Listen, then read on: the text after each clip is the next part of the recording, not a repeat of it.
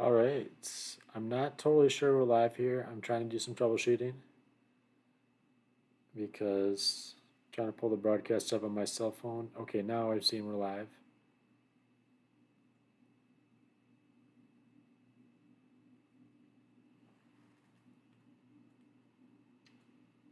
All right. I'm not totally sure we're live here. Okay. Some troubleshooting. All right, now I do see we're live. I think I did have some technical difficulties at the start here.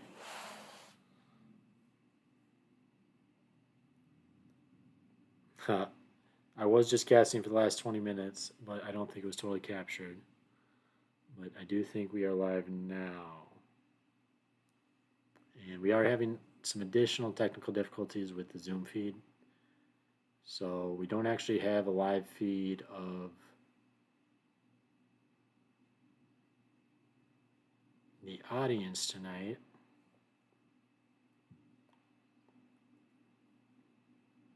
Or I mean of the live boards tonight, but this is live. This is Thursday Nighter.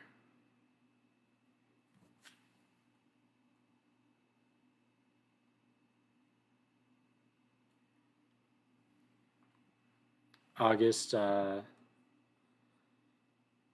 Yeah, I'm not sure how much of what I've already shown is going to be recorded or not.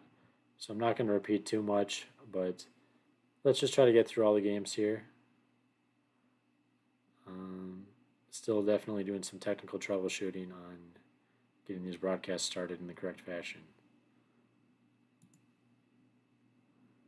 So on board one, we have Arvind against Connor.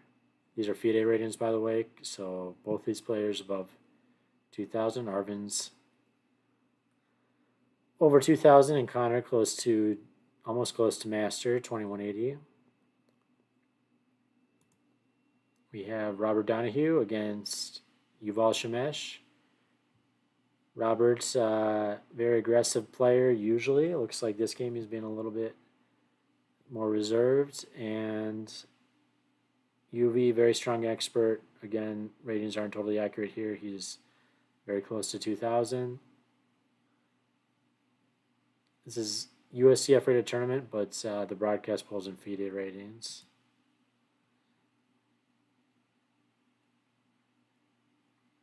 We have Eddie against Nathan. National Master Nathan Hoover against expert Eddie Wasserman.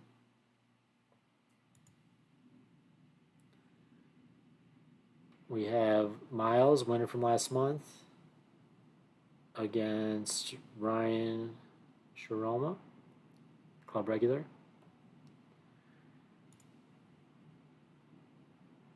Looks like Norm, house player, filling in tonight, playing against National Master Thomas Babcock, but already has a very good position. So Norm around 1,700. Thomas, National Master, won last month's tournament. And so this is a pretty shocking position. We'll definitely have to come back to. And then in the open section, we have Albert Yang against Thaddeus. And Albert is last month's clear tournament winner and pretty clearly underrated. Showing some very strong chess.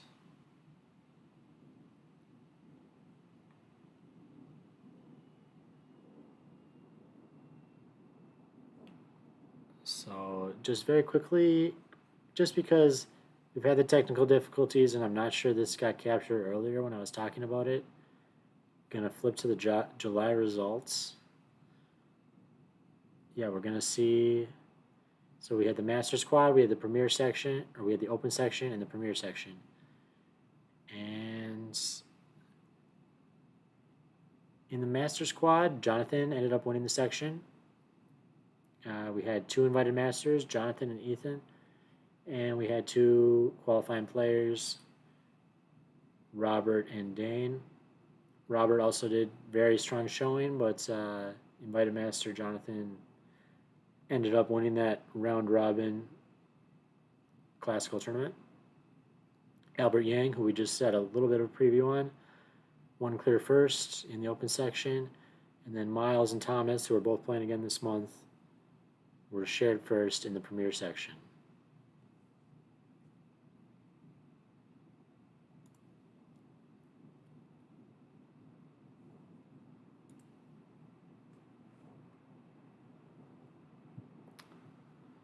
So, okay, let's just go game by game and see what's going on in these games. Let's get through each opening. So board one here, we have Arvind against Connor. Very strong players on both sides. And yeah, makes perfect sense. Arvind, every game Catalan player. And why not when Catalan has such a strong opening? Takes a little bit after Matt Jensen, sponsor of tonight's cast. He's a Catalan main himself. And okay, B3, just a solid. Second most common play, Queen C2, a bit more mainline. But B3 normal. Okay, E5. Also, Matt playing the. Yep, this is still very mainline theory. Most common master moves.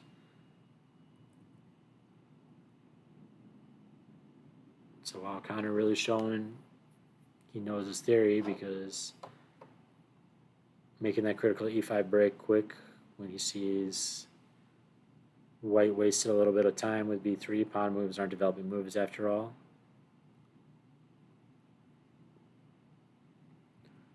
Okay, Arvind also showing he knows his theory. Top master move. And bishop B2, not. So CD5 is what masters like here. Looks like Engine also likes BB2 though. And who can't like developing the bishop to this diagonal?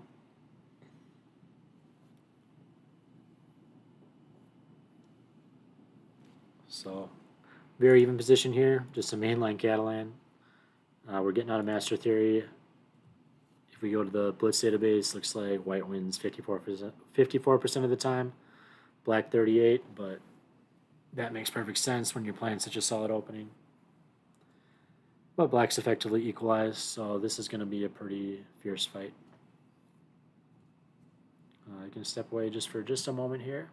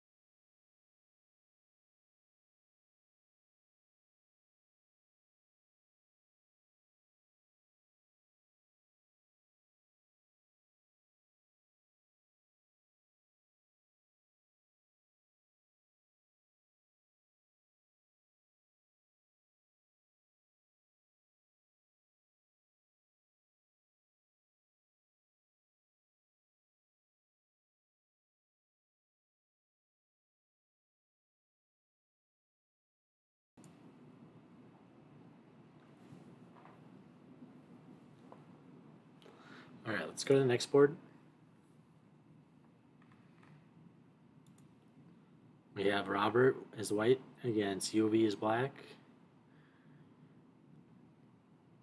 Okay, Robert plays all sorts of openings. UV is usually a dragon man, so okay, D6. Yep. And okay, we have positional. King's Indian. So this is definitely not typical for Robert, who usually kind of goes for the throat, playing kind of positional opening. I guess he's in a positional mood tonight, usually kind of going caveman attacks.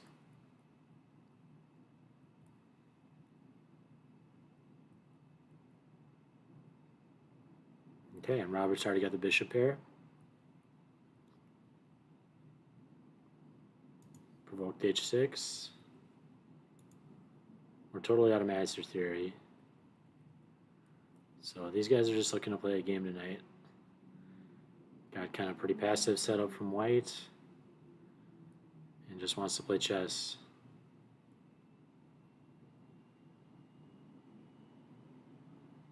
Okay. Hitting this pawn.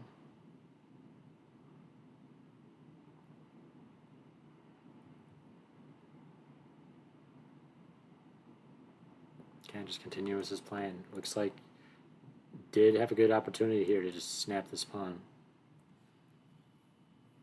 Interesting. But that's engine chess. Engine also likes d4, which makes a lot of sense to me.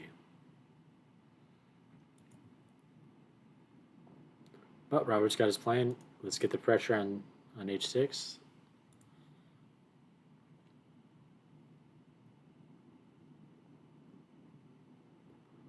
Okay, h6 is poisoned now after knight e5 because, yeah, of course, knight takes e3 check. So it makes sense that he needs to snap the knight here. This is a potent counter threat from UV. And now, okay, he takes the free pawn. So I'm not totally sure what the c4 idea is here. Computer definitely doesn't like it. But I guess hoping for... Yeah, see that. Look, I can't even see that this is covering this, but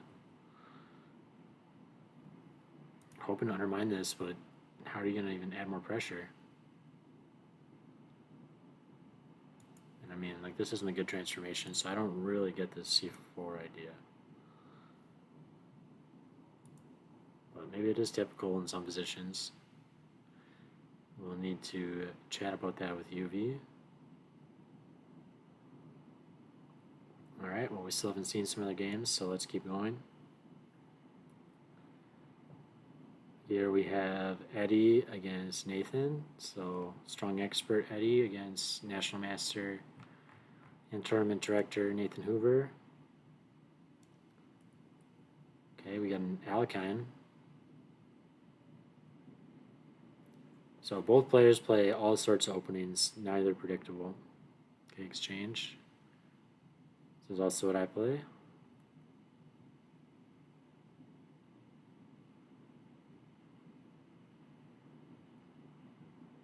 Okay. Rook c1, most common move against the fianchetto here. So Eddie definitely knows his theory. Both players do. Okay. Knight c6, second most common move. Also e5 is an option here.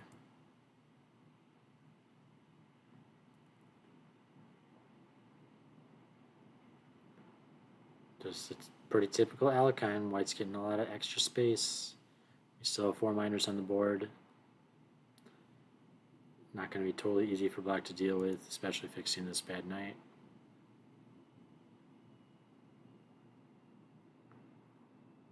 Okay, h5. This is a bit weird. Looks like master's like f5 here. Or master's database at least. Of course, Nathan's a master himself. But h5 second most played move among masters.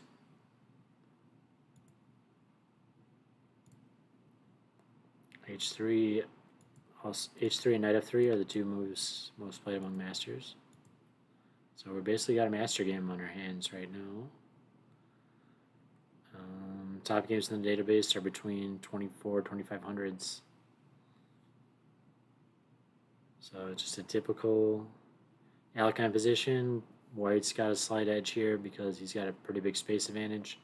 This pawn is definitely Black's half the board, taking up black's squares, and we have 4 minor pieces.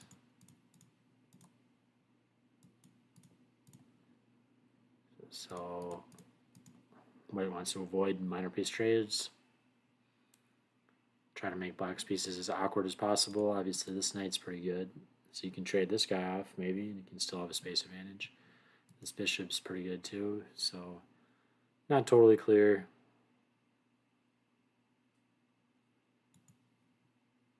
But let's say, computer really likes e6, but let's say by the second most common move, this is already starting to fall into black's hands. Let's just say we play normal moves. Okay, this knight's already out of space. So this knight kind of looks good, but it can't jump here, can't jump here, can't jump here, can't jump here, here. And that's obviously going to inhibit the rest of his development. His knight wants to use that square to eventually access the game, since it's the universal bad piece in the Alekhine. So,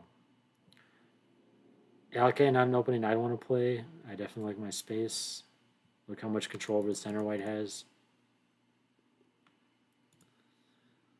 But it is still a good option. And I'll probably get some good Alekhine main punishing me for my disrespect to the opening.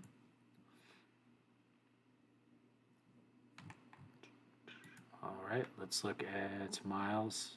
So Miles, almost every game, knight f3, b3 player. Let's see how this game shades out. He's a Nimzo Larsen specialist. And Ryan Shroma plays some pretty main lines. Definitely knows his theory a bit. Doesn't shy away from anything sharp. So knight f3, knight f6. Okay. Taking a stake of the center. I mean, if white's going to play like this, you have to definitely try to take your stake of the center.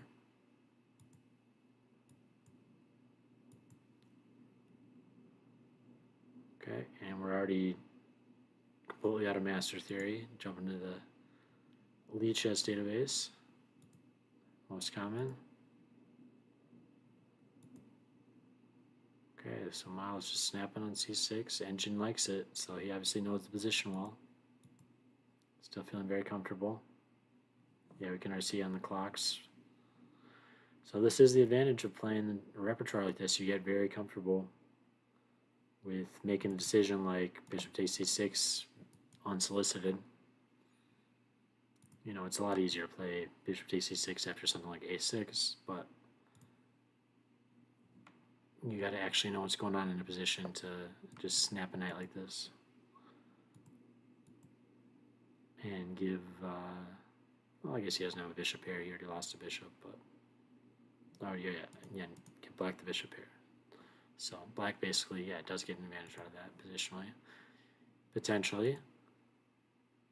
Okay, jumping in, and yeah, I guess that's why, because you're not going to get to keep your bishop here. He's going to snap the second bishop off right away.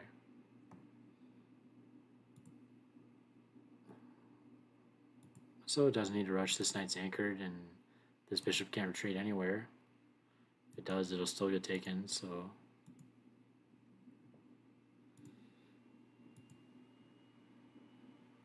And now I'm not surprised to see knight takes c6, because he's actually threatening to play bishop e7.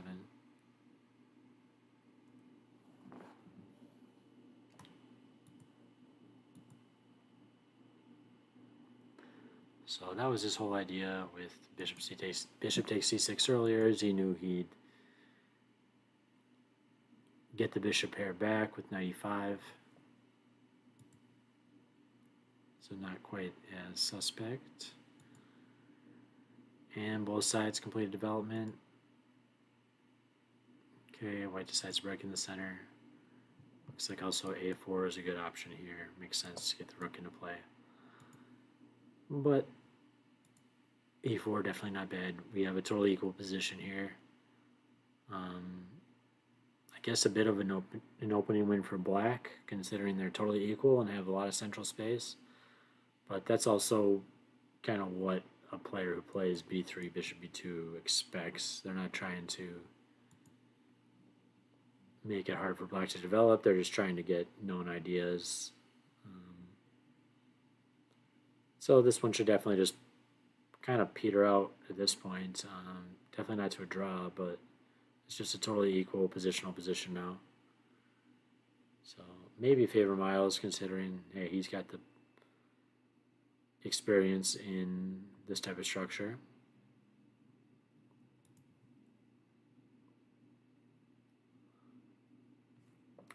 All right, let's look at Norm against Thomas. So Norm, director of the open section and kind of house players, so doesn't play in the premier section every week, but about 1,700, and Thomas, national master, that's his FIDE rating.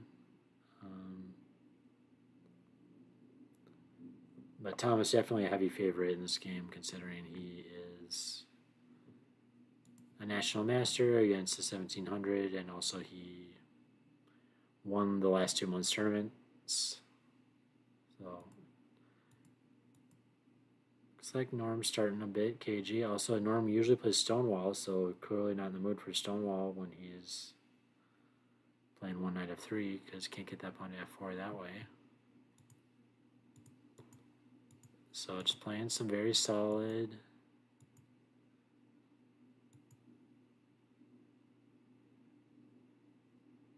Zukertort. But really, it's kind of turning into King's Indian style.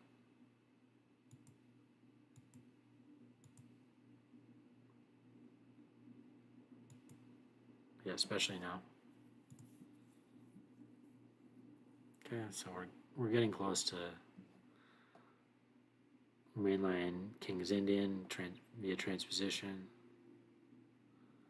You know, maybe if this was bishop was on e2, it would be closer to mainline. But still, oh, no master games here. So we are kind of offbeat at this point, but still very close to mainline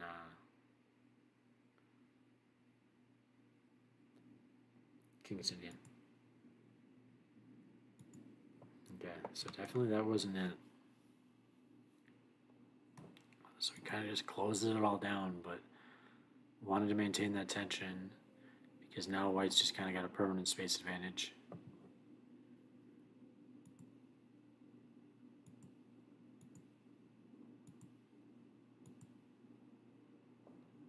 Okay, both these pawns move forward. This square is very weak. Norm showing some good positional class. Okay, preparing f5. But still, f5 might be kind of hard to play. I mean, pawn takes, you can't take there yet. So yeah, they're preparing f5. Okay, kind of preventing f5. It brings it right back, okay. So a bit strange. So now you got this knight disconnecting your rooks and you kind of reblocked your pawn. So I'm not going to pretend like I totally understand Thomas's maneuvering here, but he wants to get this bishop out. Still though, controlled, so I guess his idea is bishop d7 and maybe snap that knight. Okay, getting ready to make the break in the position, especially when you have this much space. I mean, it's going to make this bishop a lot better, but I don't hate it. What else was this knight doing? It's restricted.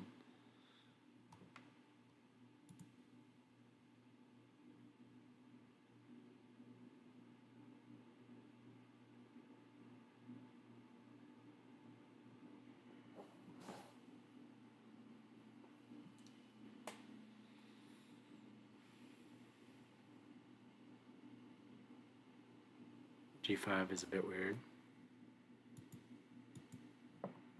Creating some new weaknesses.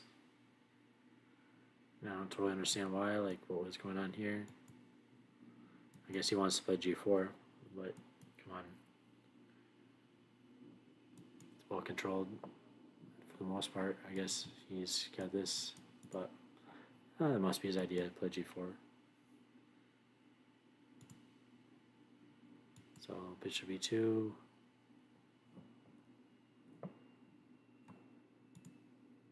Okay, this might have been actually playing the game. Yes, it was. Yep, and now Norm is plus 2.5. And I mean, it makes perfect sense. He's got a huge space advantage. Black played weird moves like knight e8, and knight h7.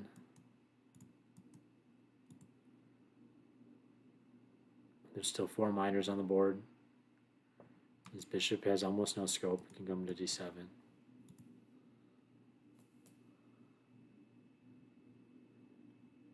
So, wow. We'll see how this plays out because clearly, Thomas is national master and has a lot stronger tactical vision, but it doesn't really matter in a position like this. And Norm actually did just recently beat UV. Very strong player himself and can definitely get this upset.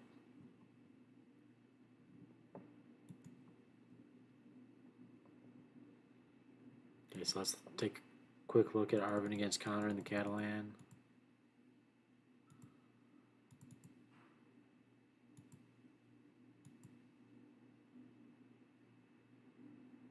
Okay.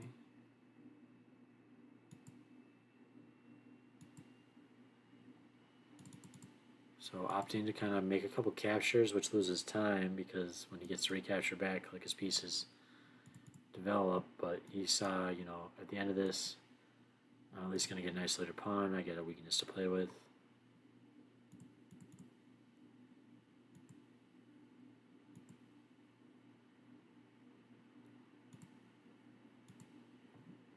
Queen d4 a bit weird. Maybe hoping he plays knight g4, mate. But and you do like those queens centralized, but you got to imagine that this is going to come. And now, yeah, not just the fact that he's taken here shows, why queen d4 unless you already had a clear plan against bishop c5.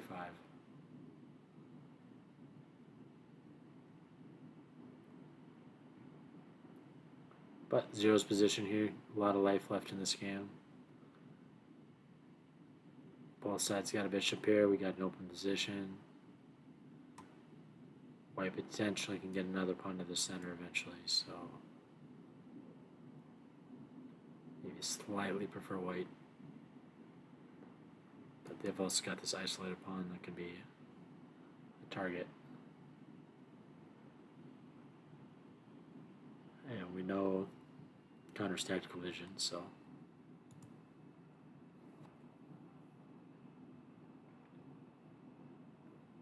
Alright, Robert totally changing it up. Usual caveman. Playing some positional chess.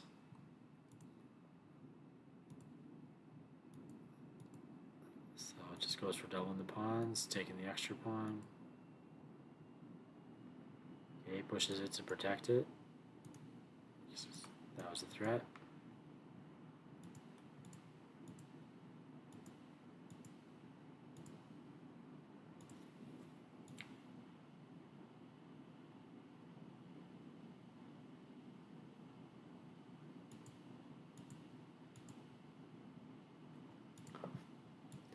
Play something like this. I mean, this looks kind of appealing to me, but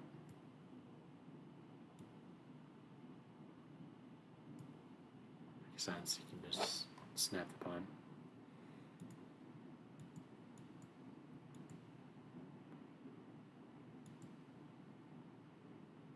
Alright, here's the live position. So Robert, 125 on the clock.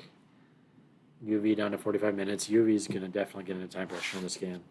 Robert plays extremely quickly and is a good calculator. And so Robert seems to be playing a little bit more practically. He usually has been like sacking pieces, like knight takes f7, g4, h4, h5, g5, that type of stuff. this game, he's definitely looking like he's just trying to play normal chess, lean on his tactical vision, which he's already got a plus 2.6 position, and this is looking rough for UV. So it will be interesting to see if Roberts abandoned his caveman ways and is coming back to expected value, logical chess that doesn't take too much risk. Because he's definitely got the tactical vision to just put people away in end games, that type of thing. He showed it last week against Ethan.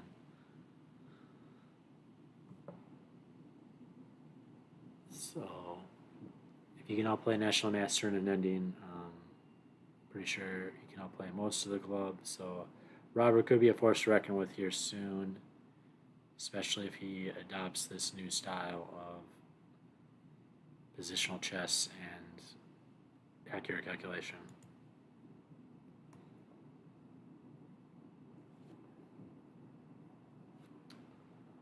Okay, so Eddie against Nathan. Looks like Eddie's got a great position here. Yep, and we've just got the Alekhine, and I think it's a lot to do with the opening choice, to be honest, because these are both very strong players. They both know their openings very well, but yeah, I mean, just playing rook e8 and conceding. Well, I'm just gonna have no space to develop my 4 minors. My bishop c8 is gonna be just dead, as he has this glorious pawn chain. Like, I'm not really sure what the Alekhine's playing for. They got this terrible knight. This seems to me just like, oh, normal natural moves, and White's plus 1.5 out of nowhere. But it's not really out of nowhere. It's because Black just let him get this giant space advantage for no reason. I mean, Nathan also plays e5, c5, everything under the sun. So, wanted to get something interesting tonight with Alekhine, but the problem is Eddie knows his openings really well. Oops.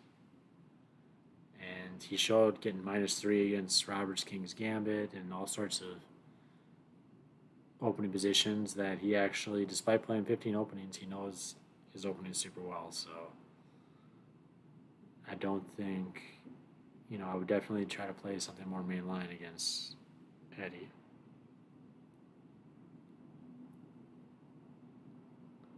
But it should be an interesting game. Nathan's going to be suffering for a while here, though. How are you going to get this piece developed?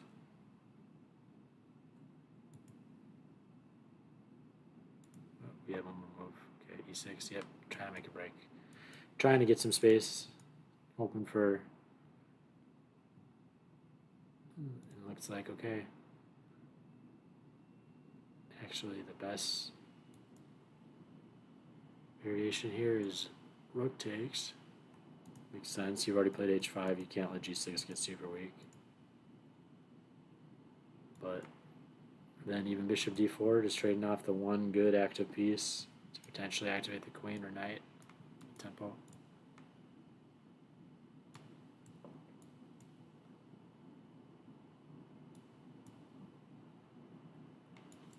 Even if you allow the queen trade here.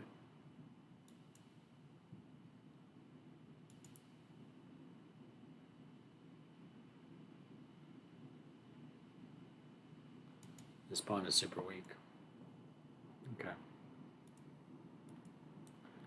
So e6, a bit of a mistake for sure. Not terrible. The position is already rough. I mean, you got to get some activity for your pieces, but the problem is, like, this is going to happen, and then this pawn is just extremely weak. You can't push it forward. The square is extremely well controlled, and White has extremely easy ways of applying additional pressure to this d6 pawn, like knight b5.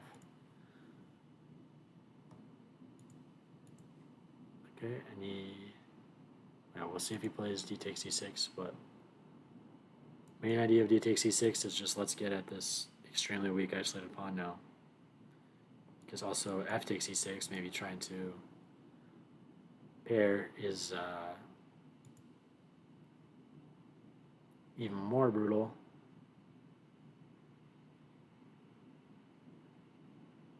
Because, yeah, you can just actually take right away. Okay.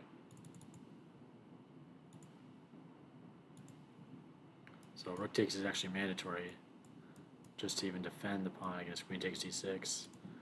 And now you just got this backwards isolated pawn that's got the square in front of it completely controlled, and this is a nightmare.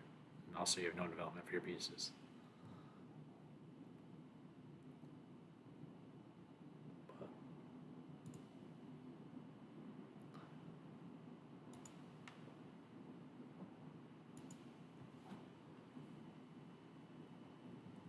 Okay, we got the Nimzo Larson.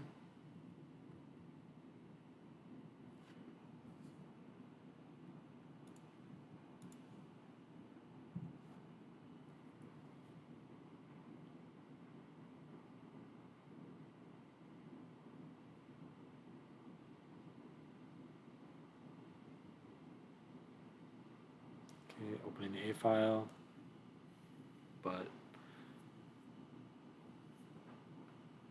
Black already has pretty good control. Okay, playing B4, a pretty bold sacrifice here. And hoping for B takes. But what's the idea here? You just knight B3, pile up on this. You can even just play E5. I don't really get it. So I think it's a bit of desperation here. Looks creative, but Black's already gotten an awesome position.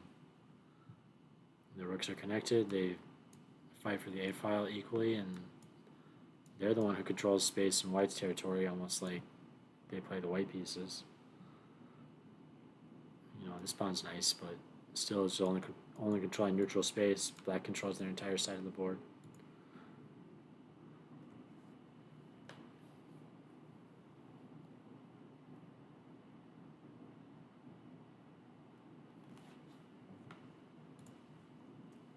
What interesting idea.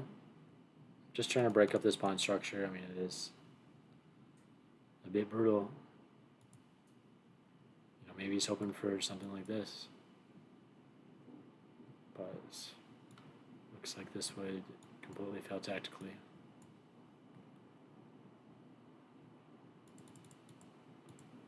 I don't really see you getting at this pawn. E5 is not that hard to find. I mean,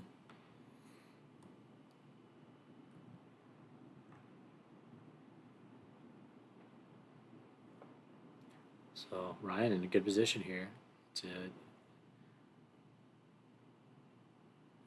It's still a pretty equal position, but could be a nice upset against an expert here.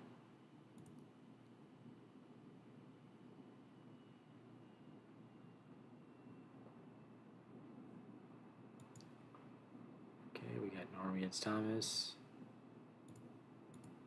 97, repair F5. Okay, G4 to prevent it.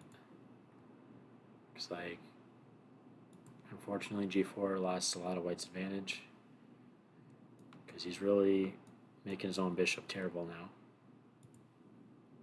Computer really like bishop G4. Let's trade this bad bishop off. Makes perfect sense. Look at all these light squared pawns. We've got a space advantage. We don't really want to trade minors, but at the same time, let's trade our worst minor, which is this bishop. It's a totally closed position. Our pawns control the squares the bishop potentially could use for activity. So this is a really positional move to potentially, you know, after this trade, this is a dream for White. Potentially, using this square, you know, these light squares are extremely weak and they already have good light square control because of their nice pawn structure. So, yeah, unfortunately G4,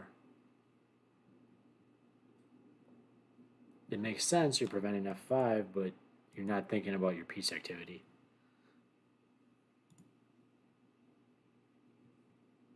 So definitely playing into Thomas's hands a bit here. But Norm still has a very good position, you know. You still have a giant space advantage with 4 minors on the board, and black doesn't know how to develop their pieces. Because f5 is never happening now. All the pawn breaks are not happening now. It's really hard to see how black's going to get any winning chances in this game if white wants to play for a draw. Which he's a much lower rated player, he might.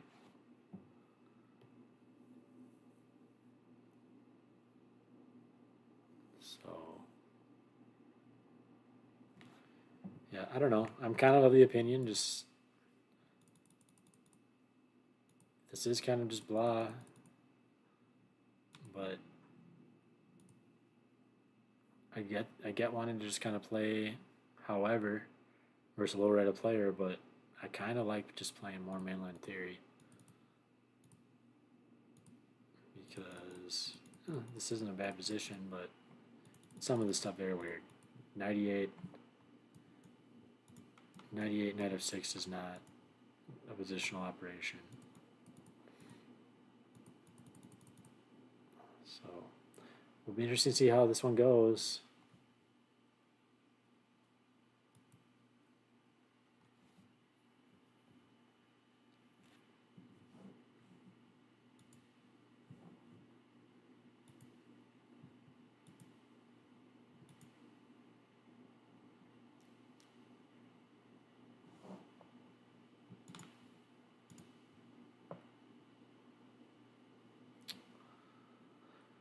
Alright,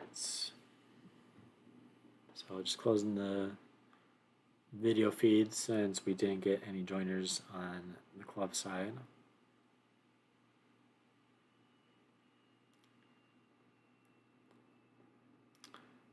Yeah, at this moment I am going to take a moment to promote our sponsor.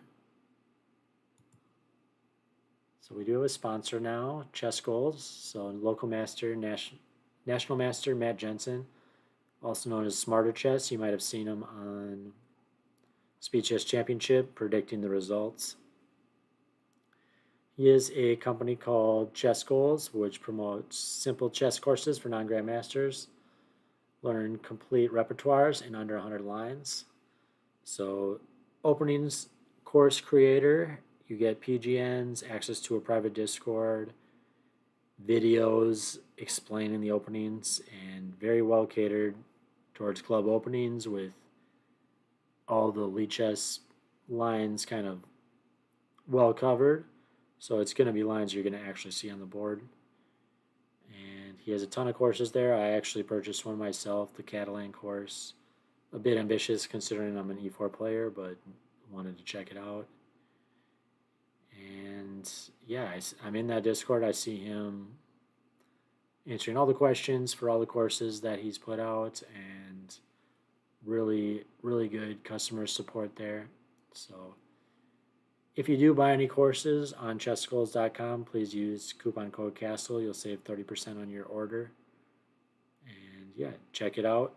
It's a local national master creating the courses, and seems to be a great product to me.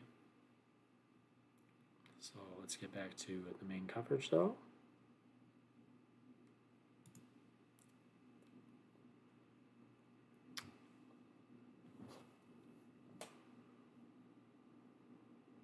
So f4 here, okay. So Albers against Thaddeus here. Albert had a nice position. Okay.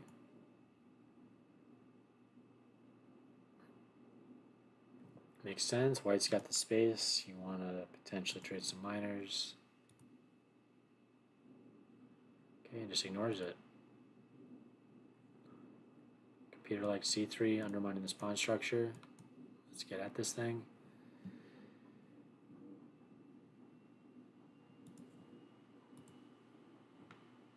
He wants to come in bishop b6, but this is allowing bishop takes b5, which this would definitely favor black, according to the computer. Get a tempo on this knight. Can't jump here. Let's say it jumps here. We get to this pawn. This pawn's off sides. These pawns are strong. So interesting variation.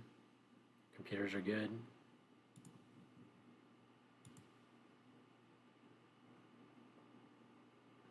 Okay, playing some sort of chicken here, saying you better take me so I can play knight takes. It says okay, fine. Now your queen's a bit misplaced, your rooks aren't connected.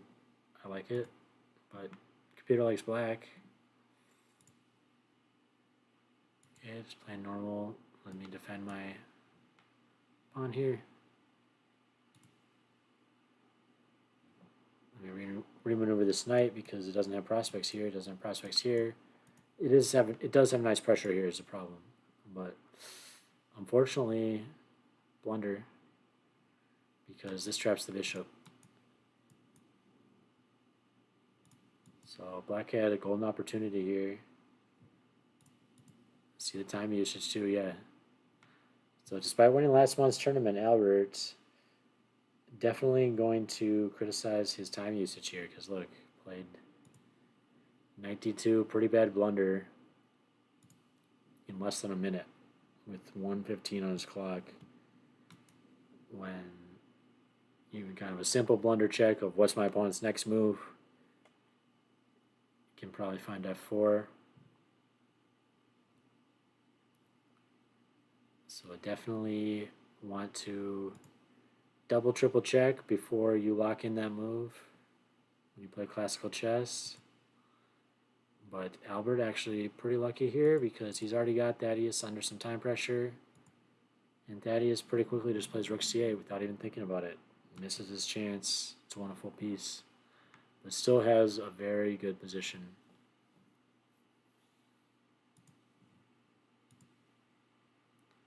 Okay, so danger averted. Maybe realizes what's going on, goes back. You know, idea is to attack this pawn that's no longer defended, but whether he realizes it or not, he solved his tactical threat of this bishop getting trapped because now it has some squares to vacate to. Okay, bishop d8. I mean, this bishop's staring at these. This is a kind of how you define if a bishop's good or bad.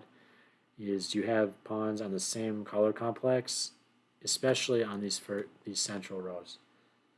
You know, these pawns don't they don't make this bishop awesome because you can't go to these squares, but these are edge pawns. But these pawns in the middle, they really clog this bishop's activity up. Versus this bishop's, you know, this sitting pretty. If white had a light square bishop, this pawn would be a problem for it. But they already traded their light square bishop off. They got this nice dark square bishop. It's got nice diagonals going both directions. It's not running into its own pawn. This pawn's on light squares. Versus, yeah. So you can see why he wants to solve this bishop. You know, let's get this outside the dark square pawn chain. Let's get this to an active diagonal like b6, and let's get this traded off. But you can't do that right away because you got a big battery here. But you can see that's kind of maybe his idea. It does disconnect the rooks.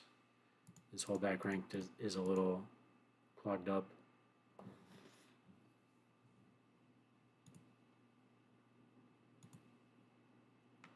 Okay, f4. To play f4, you got to think about e4. You got to think about e takes f4. So e4. Nice, gives nice squares for the knight. Makes sense. So he's really trying to get some. f4 is an idea to let's get this guy forward so we can use this square for our pieces. My knight wants this square. My bishop wants this square. Definitely don't hate that. But let's look at e takes f4. Okay. Here we have pretty good options. Queen takes f4. Oh, don't do bishop takes f4. You know, shows my tactical vision. Just boom, pin. That's not what I want. On the way, maybe block it, but now we got this huge pressure. And knight f6, knight e4 coming. This is turning into a nice anchor for an advanced knight. You know, this is how you kind of got to think about your positions. Is after the transformation of whatever pawn break I'm making, like if I'm playing a move like f4. You know, let me calculate what transformations could happen after they happen, what squares are going to be available, and what pieces are going to be able to use those squares.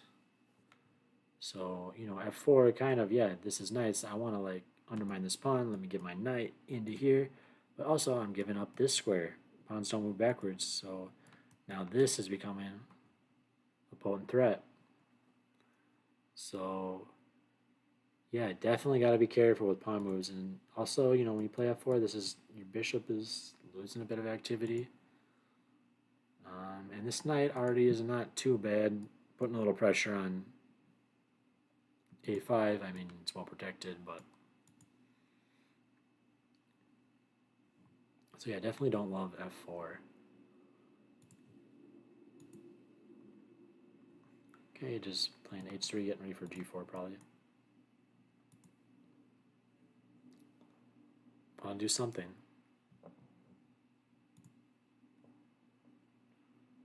Computer here likes fe5. Ooh, he has knight g4. Okay. Fork. So we'll see how this one plays out. We'll come back to it. Definitely want to cover some of the other games as well. Let's get back to this Catalan. Connor against Arvin. We had an equal position.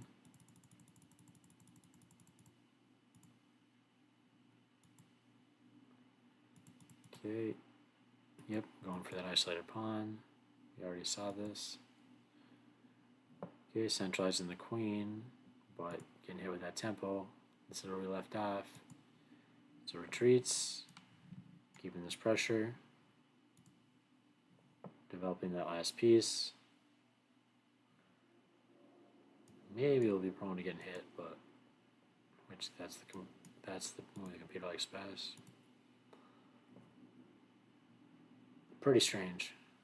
He's worried about bishop b4, but you don't have b4 to follow up here. Yeah, Catalan to start. Thanks for joining, Evan. So Arvind is a every game Catalan player. I played a couple of games Catalan black against him myself. And so this was just totally mainline closed Catalan. Both sides knowing their theory pretty well. It's not a shock to see Arvin playing a Catalan.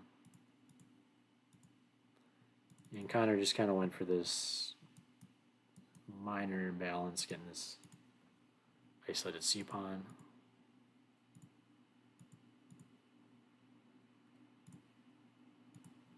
Queen d4 bit,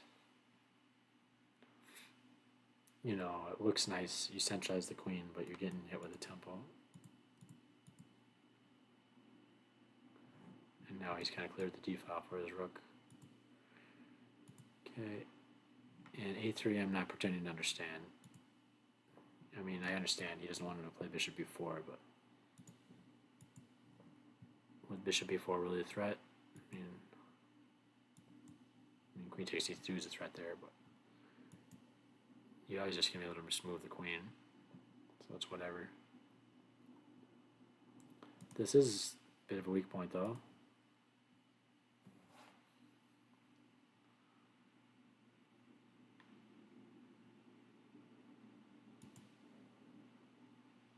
Yeah, this is strange because he just sacks a pawn playing a3. And Connor's a fierce calculator. He's just going to take that thing. Okay. Yeah. And this is not the style I want to play against Connor because his calculation is extremely good. So he'll play anything on the edge.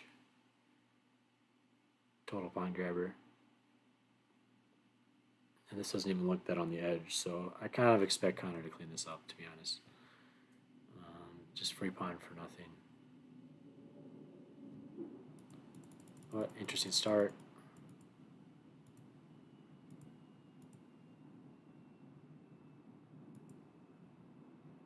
Yeah, bishop e2, a bit interesting because, yeah, you basically... This is the start of the issues, I think, because this is what gives him this isolated pawn. So computer likes just taking here.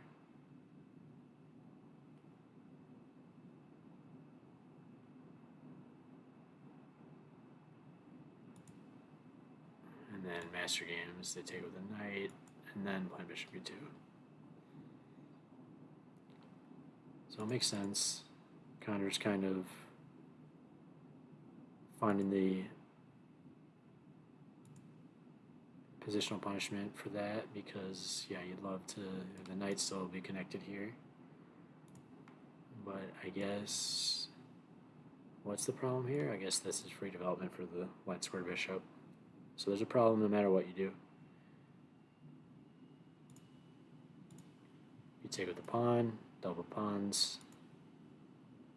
You take with the bishop, free light square bishop development. And if you take with the knight, then this gets a little bit dicey. So, interesting.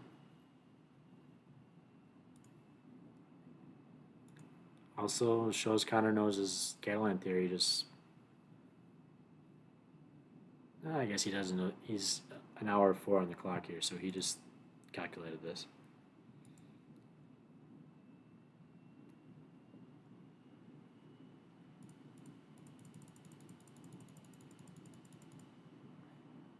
But at this point, clean pawn up. Connor is an endgame expert. Also, I'd say a bit stronger calculator than Arvind, even though Arvind's a very strong player. So I'd be pretty shocked to see even a draw in this game. I think Connor's going to win this one. But we know how chess works. Could definitely change.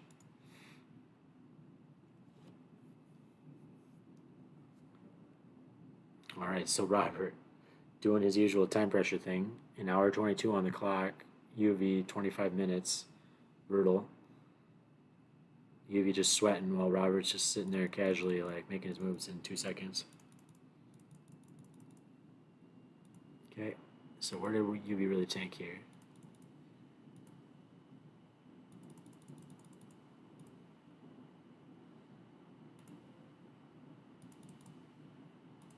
Okay, let's go from the beginning. So we got our positional King's Indian Sicilian, very atypical for Robert.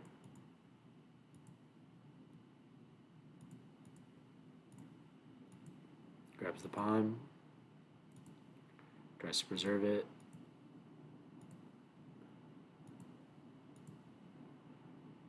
Just clamping down, got that wishbone, that's what I like to call this structure.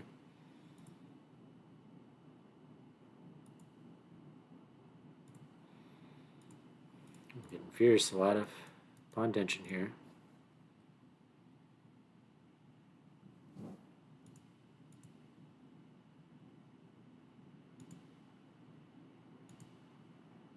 Okay, computer liked e5 a little better, but it's got issues.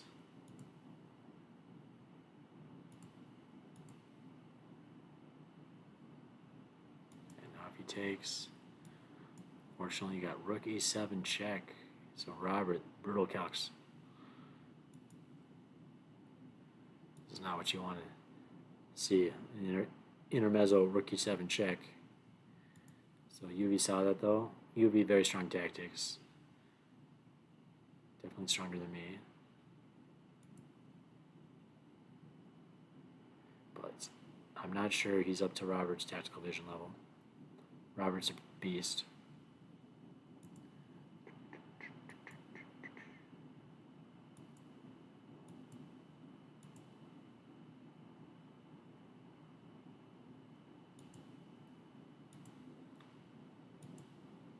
So, wow, just tactical melee here. And Robert ended up on top, plus 2.2. We got 1, 2, 3, 4, 5, 6 against 5. So just up a clean pawn, but also looks like he has positional domination with this sick bishop. Black's got the e-file, but what to do with it? Yeah, this is going to be, you look at the time situation too. totally shocked if Robert didn't close this one out. Against a very strong expert too. UV, very strong player. So Robert's showing, he's ready to collect those wins. Not going to play King's Gambit every week. And he's down for a positional game as well. Okay, so we got our Alekhine.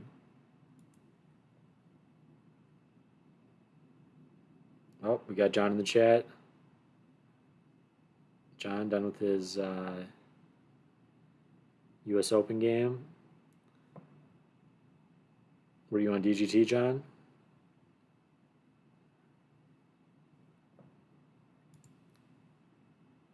So John actually was 2-0. We got local expert John Bloomer playing the US Open, so he was commentating last week.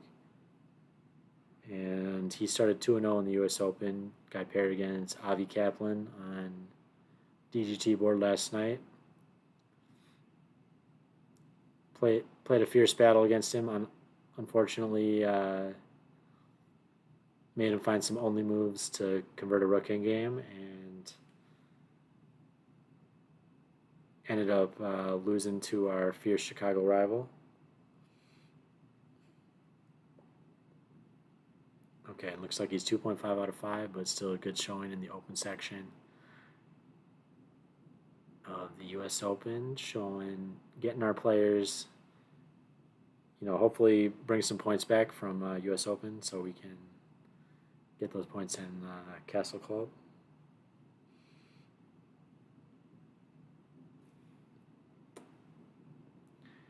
So yeah, here I can recap Nathan playing a suspect opening against Eddie. So definitely we'll see if Eddie can take advantage of his space advantage. Alekhine.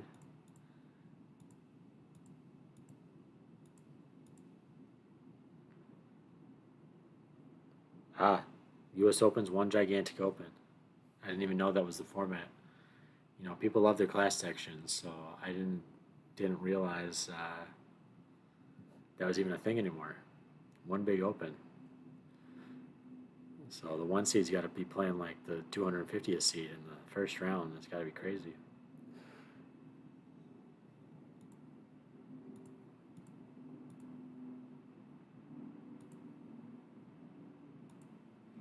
Got like a GM against like some 2000.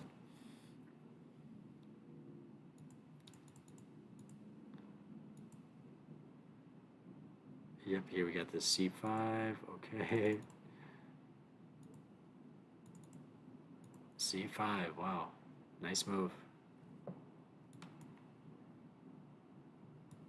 I guess that does hang your queen. So you're really using the space advantage.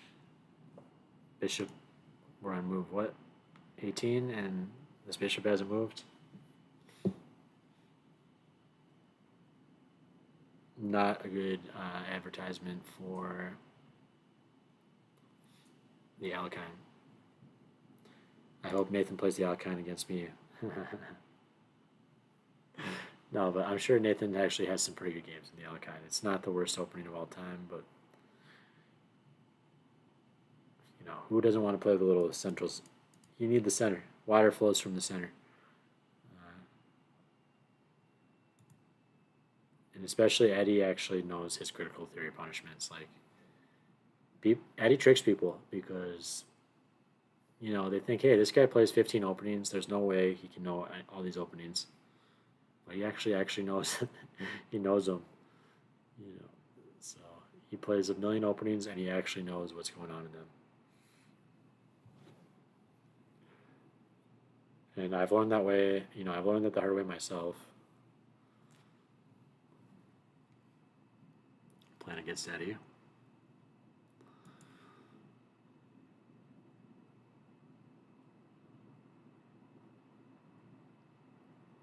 All right, so let's see here.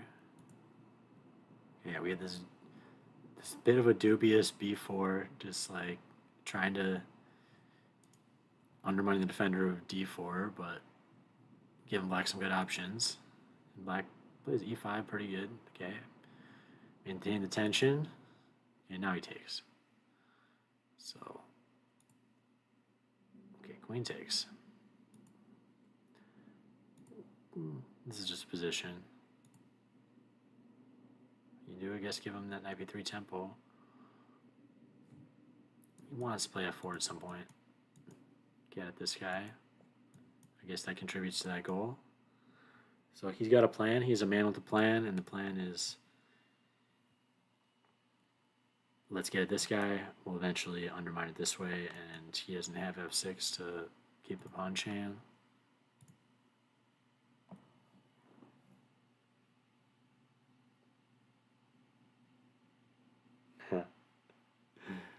Yeah, Eddie does, you know.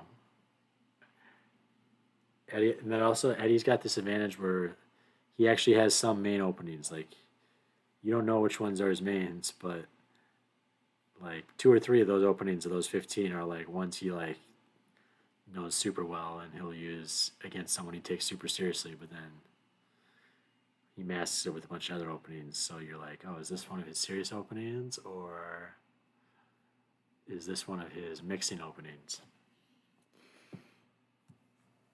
Yeah, Miles got a nice position. This is positional chess. This is B1 B3. I guess he played one knight f3, 2 b3 in this game, but you know, b3 is positional chess. You get the long diagonal.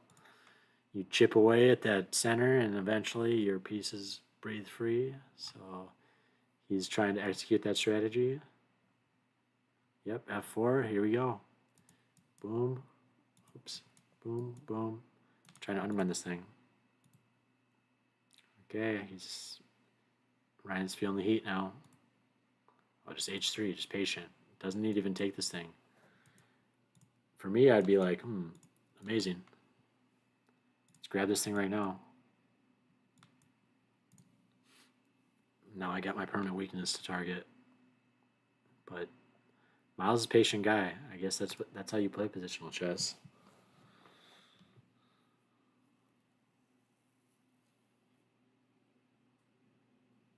Yeah, actually, Eddie showed how to play against Miles in a game recently on the black side. Got Miles to walk into some b3, knight f3 prep of Eddie's as black.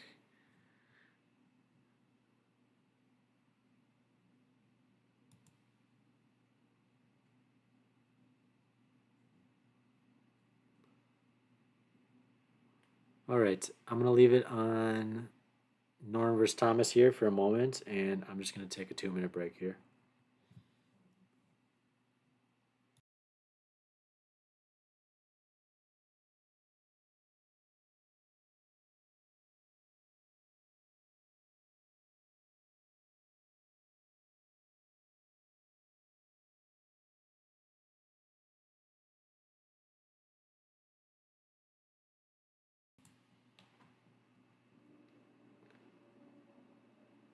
Yeah, they're still going here.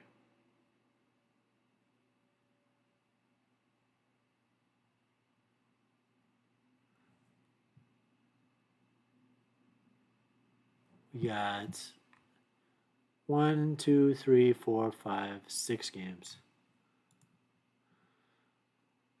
So I'll let you get. Oh, well, I was going to take a quick break, so I turned the video off for a second.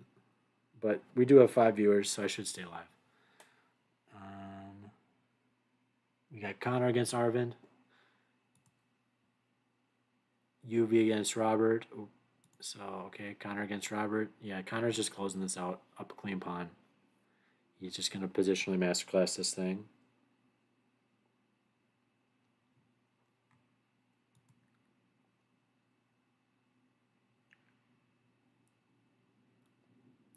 Robert versus UV. Robert's got the big edge here, but it's not over. I could see maybe Robert blundering into a draw, but probably not. So boards 1 and 2, I think, are kind of locked up for Connor and Robert. Brutal too. Robert's got 120 on the clock. Yeah, when I lose to Robert, I'm always happy if I just made him use, almost half an hour. I'm happy. If I don't get the draw or the win, that's fine. Just at least make him think. But, you know, Robert's a strong player and playing a strong game here. And yeah, we got Eddie against Nathan here. I get why he played Alakine too. They played a million games. He's feeling something interesting tonight. It's in his repertoire.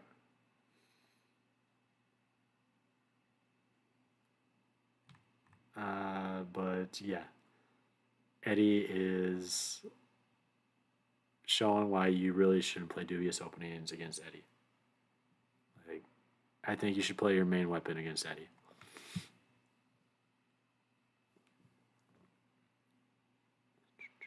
And yeah, you're gonna have to deal with him surprising you, but oh well.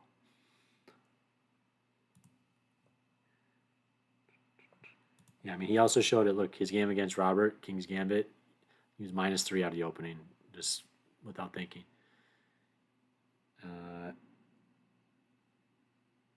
Eddie really actually knows what's going on.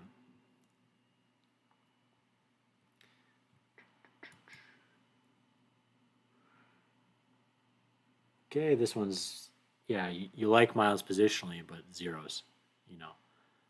A lot of these other games, +3, +2.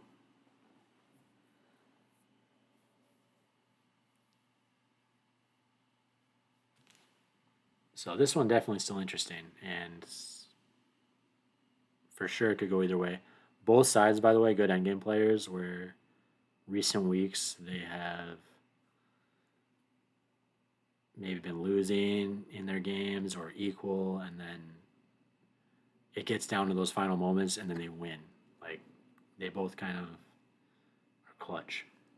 So it's going to be interesting to see what happens when two clutch players get down to time pressure in an equal position. Yeah, H3 too slow for John. John always going forward. Got to evaluate those captures, threats, palm pushes. Although I don't think that D5 was a little too fast for you last night. So John's got to learn his slow play a bit too. So Miles slow player here, but I'm not going to criticize H3 too hard. I probably would have played FE5 myself.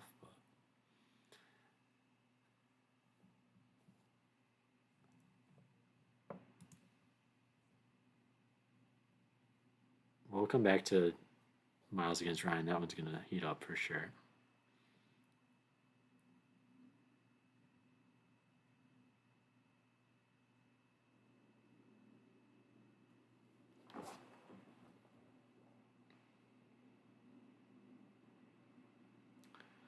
So Norm was totally crushing Thomas, but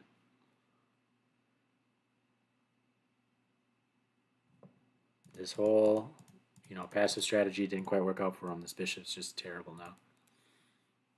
I mean, it is kind of playing against this knight, but honestly, a good result for Norm. Look, he's got a totally locked up position against a national master. This is definitely headed towards a draw, unless something crazy happens. So I can see why he wanted to play safe, playing against a master. White actually had an advantage here. White is rated about 1700. Black is about close to 2100 now, and he's national master. So black heavy favorite, but it's real problem for what White started here with this move G4.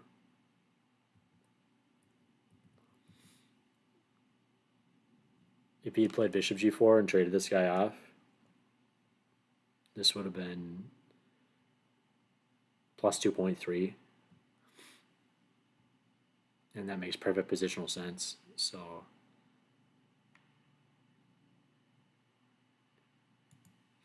it makes sense. Norm's just not thinking totally about his piece activity. He's thinking about preventing F5. preventing f5 is not as important as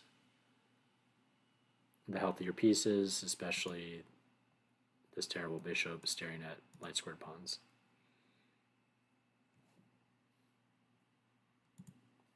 So yeah, this was his big chance, and then it just got passive from here. Yeah, look at this. Knight f1, knight g3. Like, he doesn't, neither side know what's going on.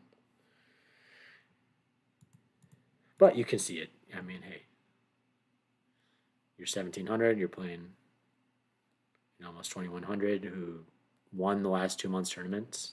Thomas got first last month, first the month prior. And Norm is actually a house player, so odd number of players happen, and he ends up joining the premier section. He usually plays the open section, where he gets more even rating matchups. But Norm actually did very recently beat UV in a crazy attacking game. So, and UV, it says 1868 here, but UV is close to 2000 USCF.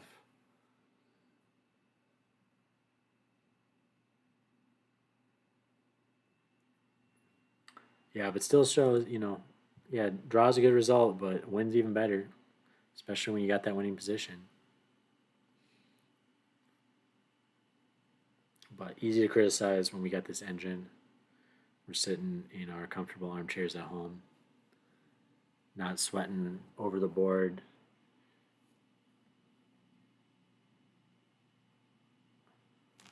Praying we don't blunder.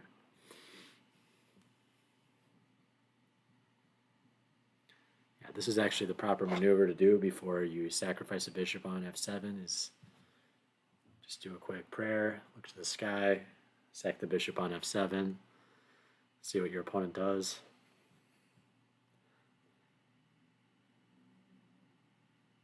How chess is meant to be played.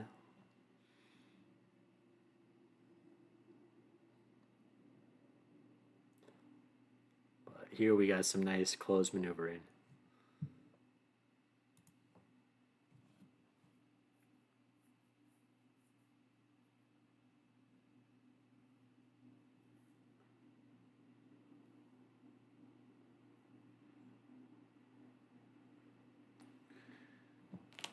All right, and Albert again. So this is the open section. This is a section Norm would probably usually play in. But house player, he flexes into both sections, so make sure everyone gets a game. I mean, no one wants to show up to club night and not get to play. So thankfully, Norm really helps serve that role. Some nights he even just sits there and reads his book, because there's an even number of players. So Norm is really valuable asset to the club, directs the open section, and makes sure everyone has a good night and gets to play.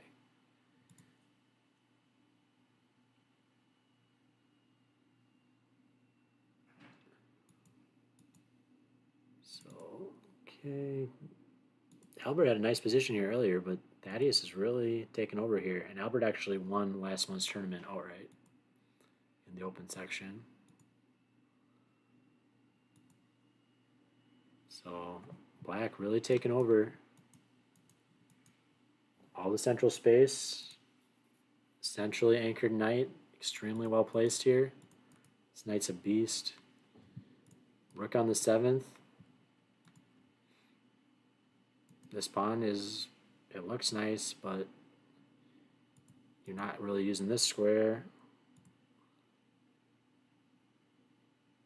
So it makes perfect sense to me why this position is totally winning for Black.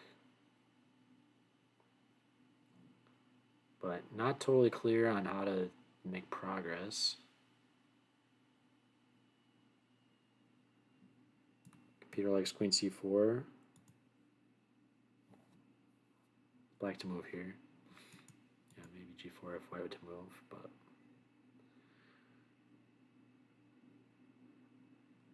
also just like snapping this. Yeah, this is what I would play. Pawn's a pawn. This is turning tactics on. I mean, it's basically with tempo.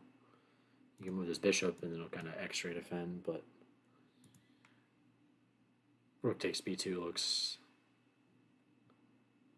totally practical and dangerous.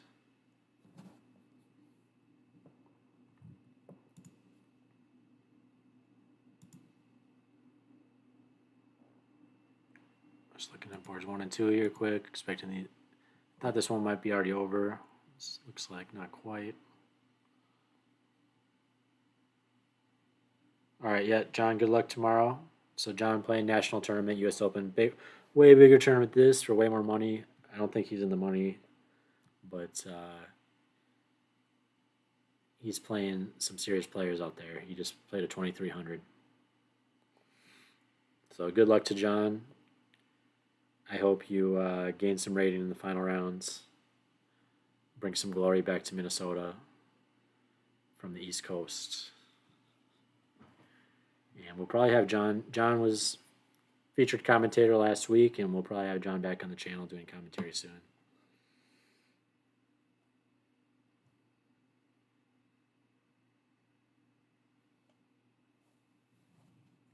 So this is conversion phase, though, with Robert against UV.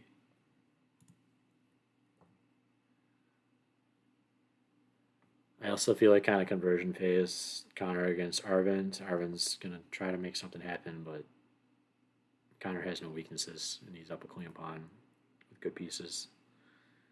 This is total nightmare to play against someone like Connor, who's basically a total endgame expert, and probably definitely better than Arvind at endgames. I mean, Arvind's pretty good, but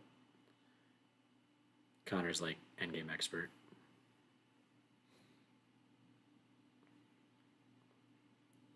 His favorite book is Van Perlo's Endgame Tactics, which is like an extremely hard endgame tactics book.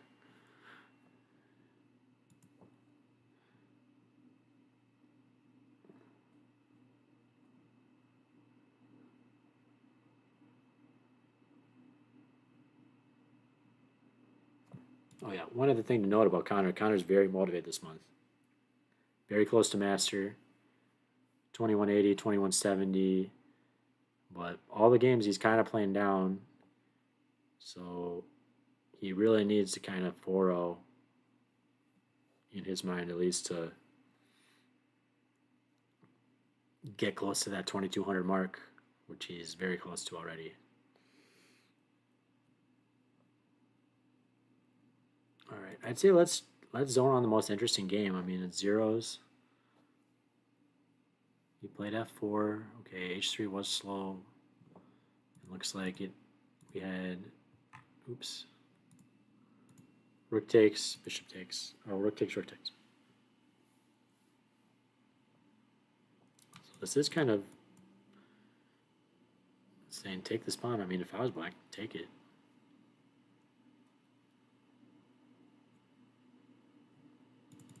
I guess he was already letting him take it earlier because you can't take it back. But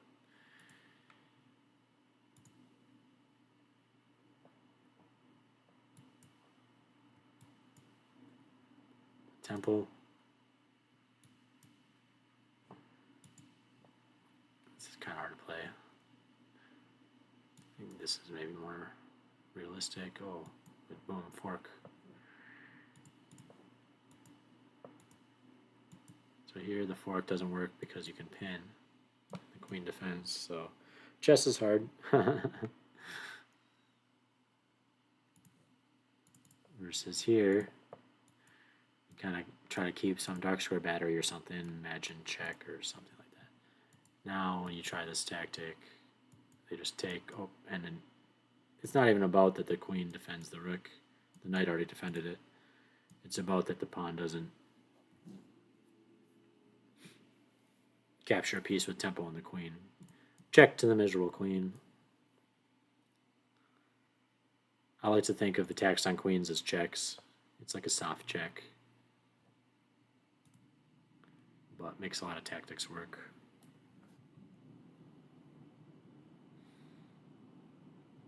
Oops.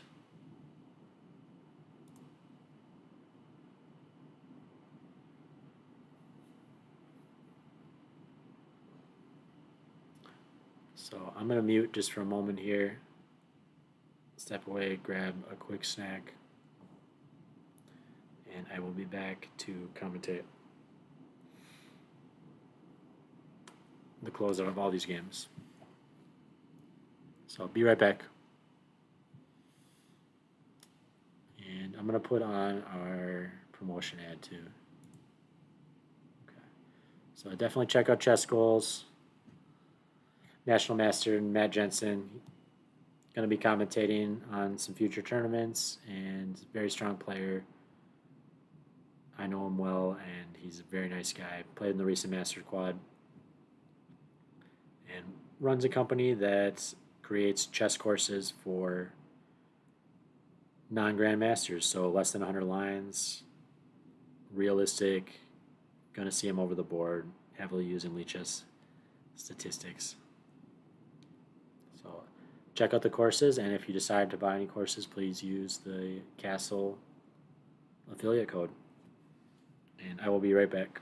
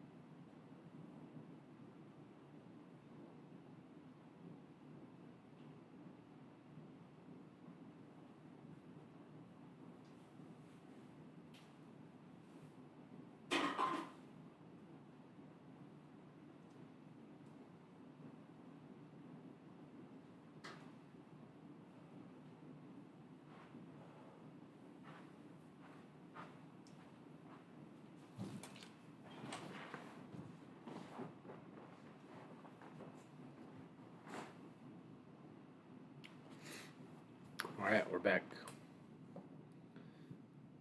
So no developments here.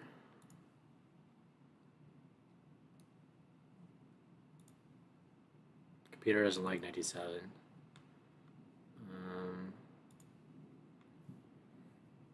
Just want to be 6.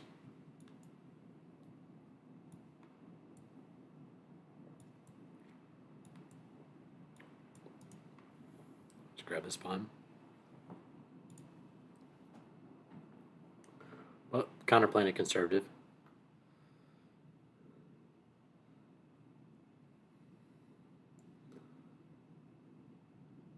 He knows he's winning, and he's just trying to stamp out all possible counterplay.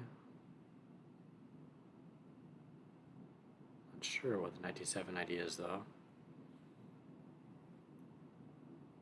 Ask him about that later.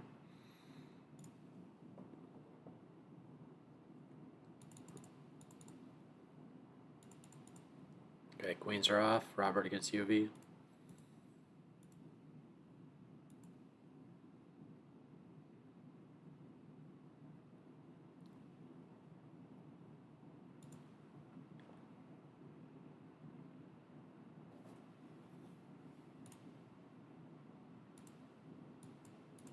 Yeah, this is pure conversion phase.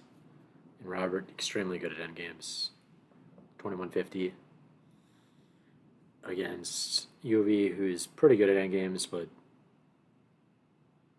about 2000. So Robert's got the endgame experience and the position, so I would. And the time. UV under 5 minutes. Totally shocked if any result happened here besides a white win.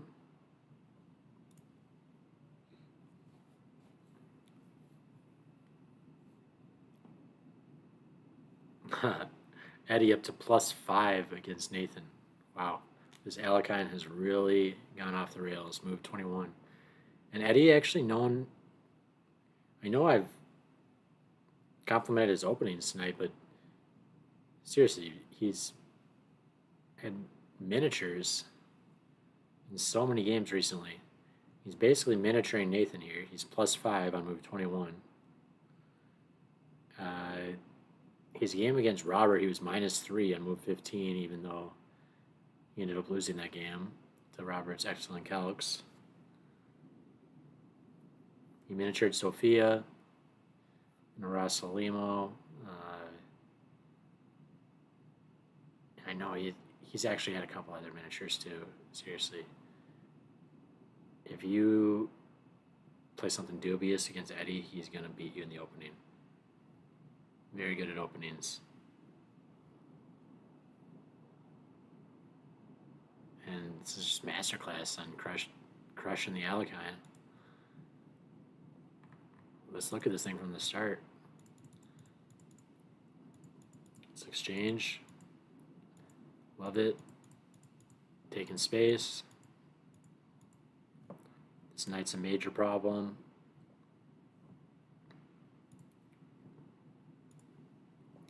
There's like, if you've heard of the French bishop, where in the French, the light square bishop gets trapped and it's known as this terrible piece.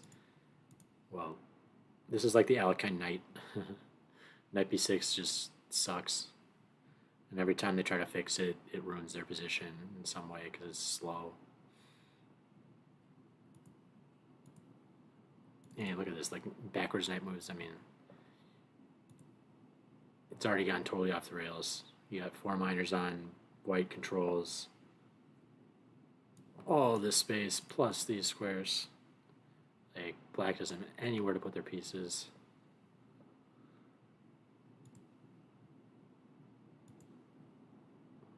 Desperately tries to break out because you need to make some.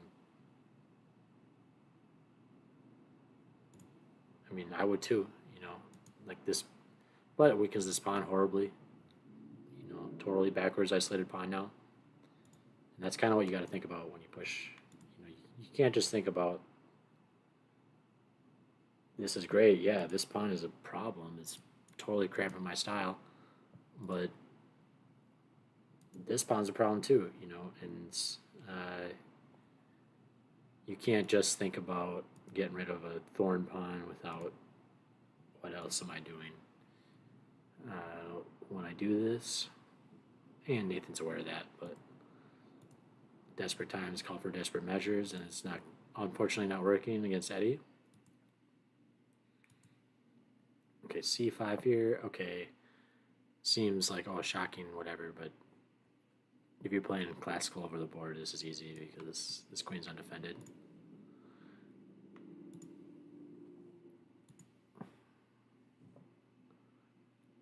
Okay.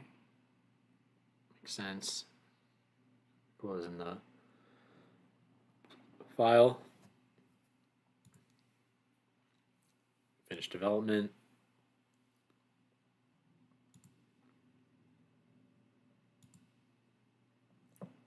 Okay, a bit much.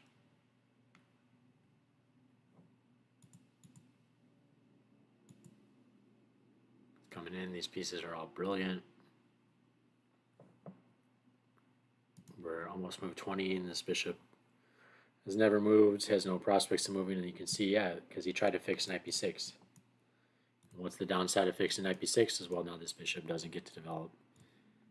And if he'd left the knight on b6 and developed his bishop, well, then knight b6 is terrible.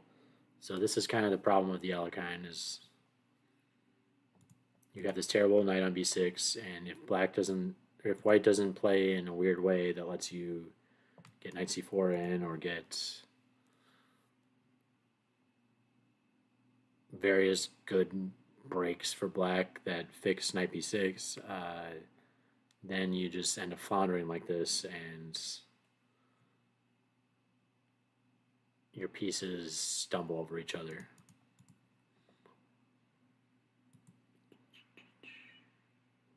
So white coming in, knight g5, wow, +4, knight g5, best move in the position. Makes perfect sense. You're attacking this extremely weak point. Defending the weak point. So logical play. Everything logical by Nathan, just a bad opening.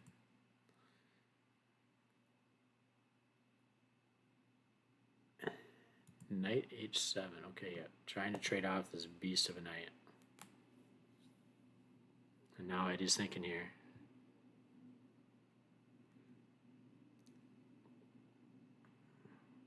He's got knight takes f7, he's got bishop takes f7, he's got queen takes g6, yeah. Look, this pin here, this looks attractive to me. I mean, barely got to think about it. Threatening mate. Yeah, he's looking for a forced win, though. Like, he's 34 minutes on the clock. And he's got several.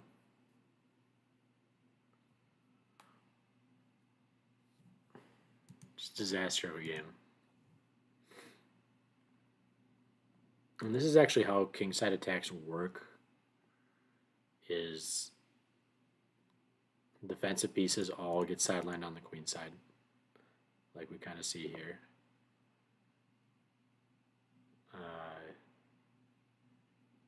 Very rare for some kingside attack to work just because you want it to work and you play these moves. It will work if black puts their pieces on the queen side. So you actually cut, yeah, if they play queen a5, if they play various moves that keep their bishop from ever developing,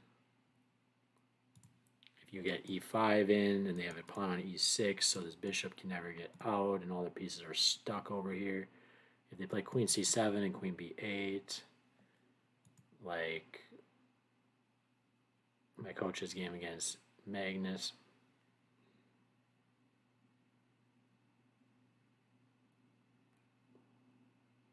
like that's when you really are like, okay buddy,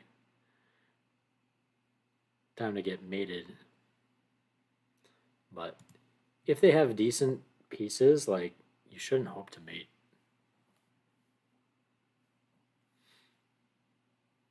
Like, if you have 3 attackers and they have 3 defenders, you're not going to mate them. But that's basically how you can kind of do it. And then the way to reliably get an attack is to have all their defenders force locked on the queen side. Because otherwise your attack might only work for like one move, where their pieces are like perfectly miscoordinated, so your attack just works for this one move with this one variation. But that's kind of hard to make happen in a practical chess game. But what you can make happen in a practical chess game is an attack when all their pieces are locked to the side like this. And this isn't even the best example, but I do like that concept. And sometimes when you kick off a a YOLO kingside attack where you're about to sacrifice a piece or something, you can even include a move like a4, just sack a pawn or something, and then like they'll play like knight takes a4, and it's just like, okay, now that this knight is a little farther away from the actions when we sacrifice our piece with knight takes f7 or whatever.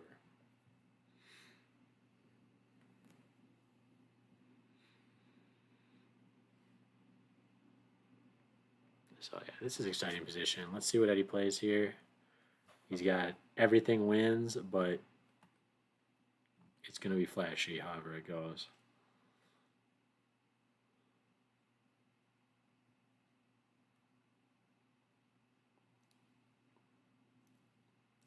And Nathan, very strong player who's been playing well lately too.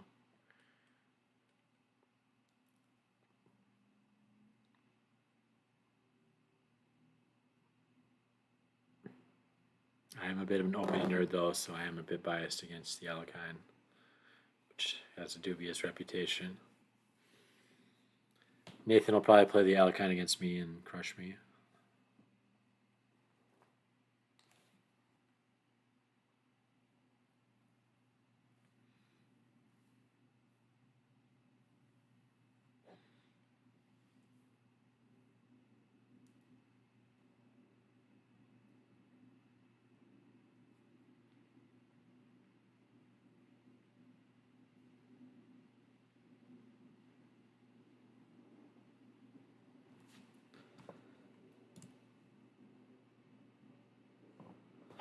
Jump to Miles against, okay, so this is where he was undermining this pawn. We've been thinking forever here. He eventually played f takes e5, okay. Oh no, he played, okay, so he eventually tanked forever, played knight d7, which is a blunder. Do the f takes e5, bishop takes e5, and queen f2, which Miles found. Wow. Oh, it makes sense. Piling up on this pawn. So, you know, all of the action centered on this pawn. Knight d7, you know, this knight's in rough position. I mean, it's 4 squares away from this pawn if you want to contribute to that defense. This is 4 knight moves away. Farthest away from a knight as possible is like kind of this kitty corner. But knight d7 does nothing to act, you know, maybe he's hoping like knight takes to consolidate, block this pass pawn or something, but it's doing nothing to play against the dynamics of this position, which is we need to defend this pawn. So that's why the computer liked e takes f4. Let's just take this thing. And yeah, we give up our weak pawn, but it's going to, you know, it's already kind of a foregone conclusion because he's going to play f4 and he's got all this pile of pressure on here. So this sucks a bit, but and white's definitely improved their position, but I kind of get why the computer likes it because the alternative case is you're just going to drop this pawn eventually for free. And now at least we have this asset of a pawn that's not that easy to win for white.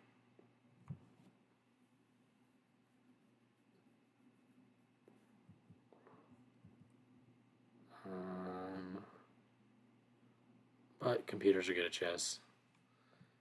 Computer also, instead of knight d7, liked rook d8.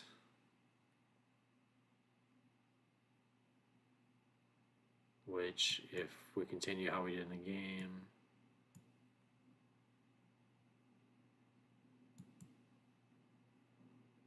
now they just have h6. Versus if they play h6 here, now they're just going to take this guy. So here, if they try to take this guy, they can't because we have a rook here.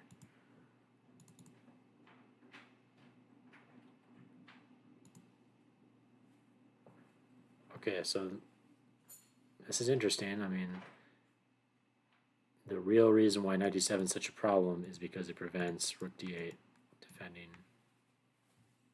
d4.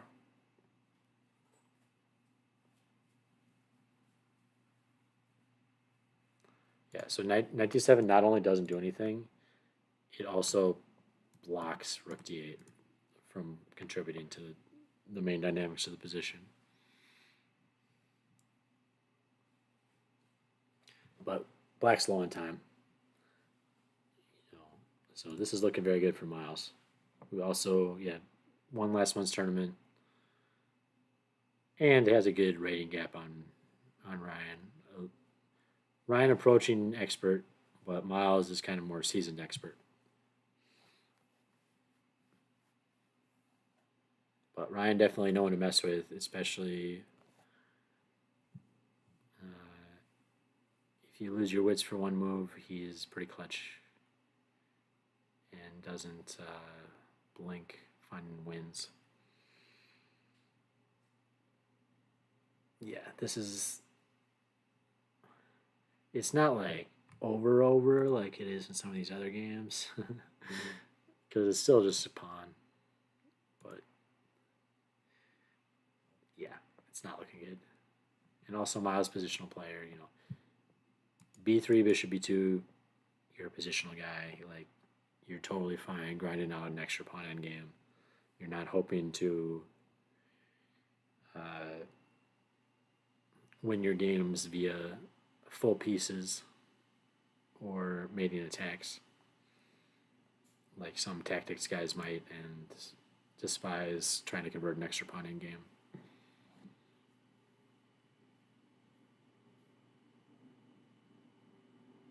Yeah, Ryan also getting down. We're starting to get to crunch mode here. I'm looking at the clocks. UV 2 minutes on the auto conversion here from Robert. 4 minutes from Ryan. Norm down to 11 minutes here, although we've got this is our drawn, quote unquote, drawn position, and it goes to show it's not really drawn. You never know. You never know until you know. But Norm played a good game here, but also getting down to 10 minutes. Never know. Could go crazy. Some lines could open. Something could happen. This game is kind of weird because we got 45 minutes against 17. Okay, so they just both kind of use time equitably. So not quite getting to crunch mode yet here. We might have a closeout here.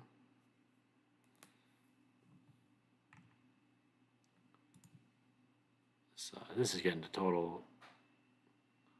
I mean, Gibby's got less than a minute, less than 2 minutes. Robert could have finished this game with 120 on his clock.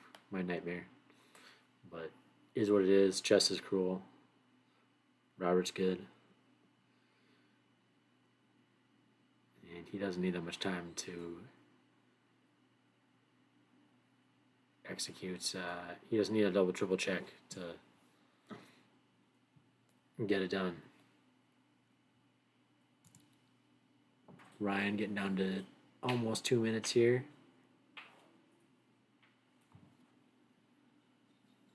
I think we'll stick on this game for a minute, see what Ryan does.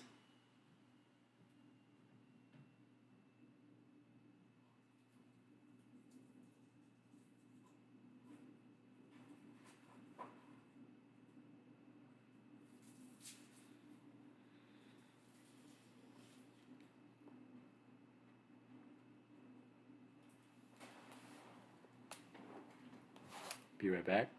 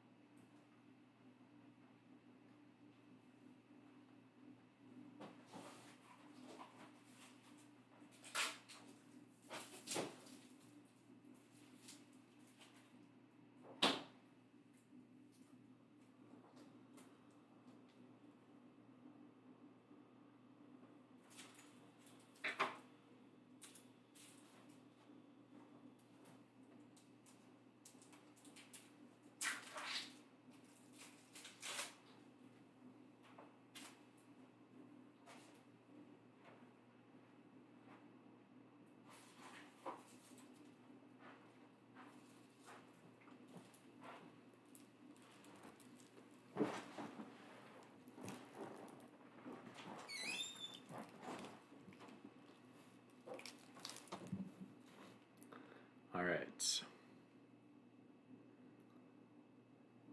Oh, made a move. Rook d8.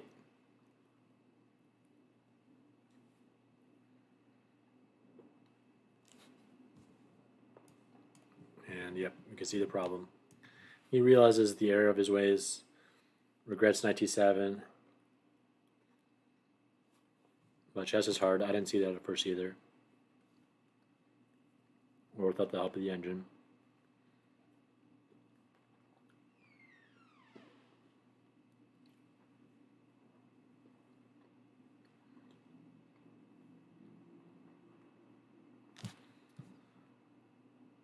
All right, but Miles is thinking now with 48 minutes, so let's flip.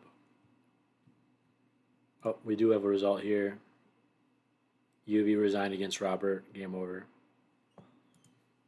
Oh, we got another result here against. Let's see the knockout here.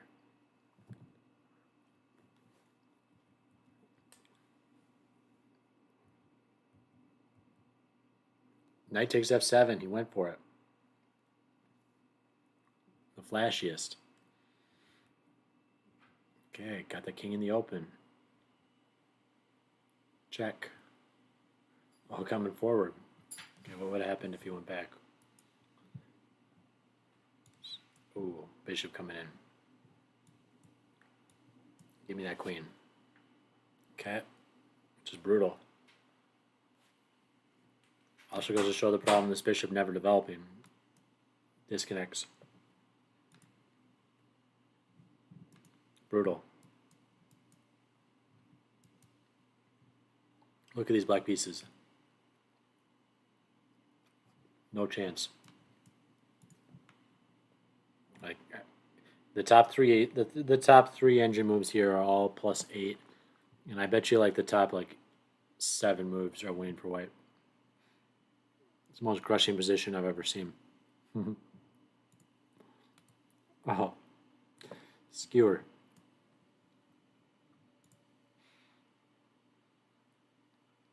Just being cruel with the double check. King's got to move. And checkmate on the board. Wow. If that's not a game of the week, I don't know what is. Holy Eddie.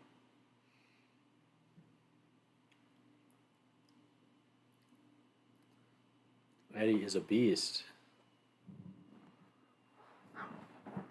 Look at this game. Start with knight takes f7. Boom.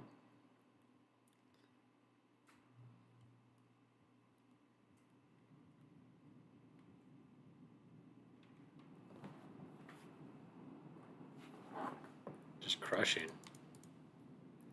The pieces never moved off their starting squares. Did the queen ever move? I don't think the queen ever moves.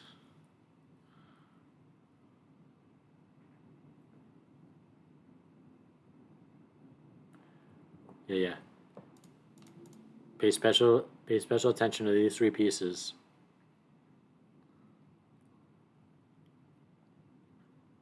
Just a full game, never moving. Now that's how you execute an opening punishment. Wow. Okay, Ryan down to 30 seconds or less. Yeah, that's the Alekhine game.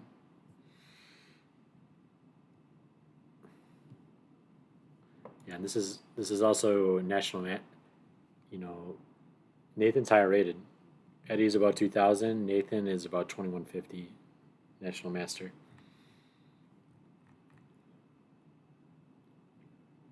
So I would say this is total opening issue. Eddie just knew it very well, unfortunately for Nathan. If you're going to play the Alekhine, you got to kind of hope White makes some mistakes. Oh, Ryan made a move here.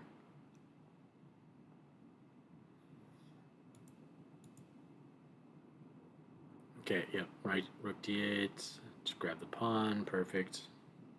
Queen d6, okay, desperation. Like you're not even threatening anything here, this isn't even a threat. Like material. So white has extra pawn. This is weak. This pawn chain's great. This rook is great. King safety's not an issue. He's still got back rank issues. Black has literally nothing going on for him at all. And white's a clean pawn up. So be shocked if, and not only that, but black has less than a minute on their clock to try to find any moves. And if you're in a position like this, you got 45 minutes on the clock, you really just want to take your time, find the best moves possible, kind of massage the position a bit if you need to. If you are going to try to pressure your opponent's clock, do not go quickly. Like, at most, you maybe want to like calculate some move, and then you're going to calculate the responses, and you maybe make another move quickly because you're like, okay, I'm going to play this. This is my final move. And if he plays this response, I'm going to play this for sure. And you calculate that and double, triple check your blunder check that response too. Then maybe you can play two moves quick. But what you definitely don't want to do is get into blitz mode, where you get the idea of like, I don't want to let them think on my time. He can't think on my time. That's not fair. He's only got 56 seconds left. That's a really naive attitude. Like, it's fine if they think on your time. And you can actually play a trick on people if you get really low on time, like Ryan here is, and especially in your lost position like this, you can pretend like you don't realize you're low on time and then decide your move, wait until you have about 5 seconds left on your clock, and then make your move casually and press the clock casually like you don't notice. And your opponent gets such a giant rush of dopamine from seeing you about to flag that sometimes they start blitzing themselves, or sometimes they just blunder because they're like, dude's about to flag, I'm not going to have to actually win with chess moves. So, you know, it's of course kind of dumb if you're at any type of equal position because you'd rather bank that time with the 30-second increment, you know, get some more time on your clock to actually think. But if you're dead last, you might as well, like, you know, make your opponent get really excited that you might flag. Kind of funny strategy.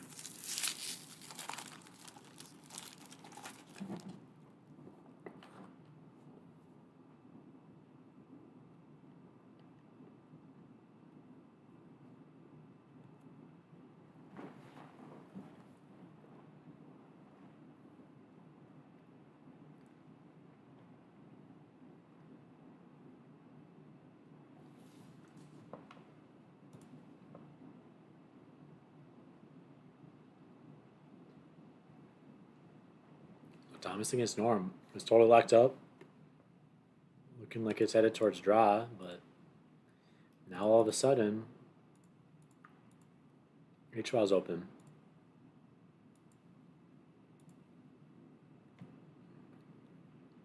Okay, engine randomly likes Queen F4 better. It likes King D8 better. Rook H4 like makes a lot of sense to me. So Thomas is going to try to press this, but already getting late. I doubt either player wants to play until 12:30 in the morning. So we'll see how this happens, but he's going to put some pressure on the H-file. He's going to defend on the H-file, and okay, wow, this is already looking deadly. I'm sure he's going to play this. Engine loves this. But what's going on here? It's getting totally overloaded.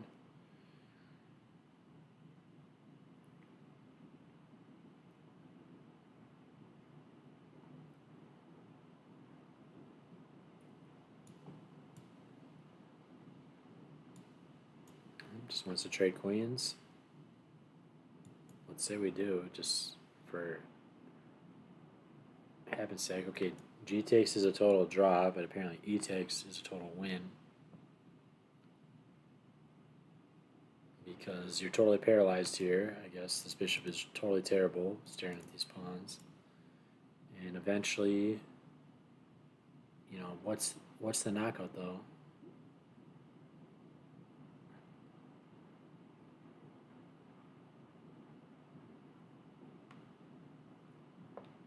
Let's just say he plays here.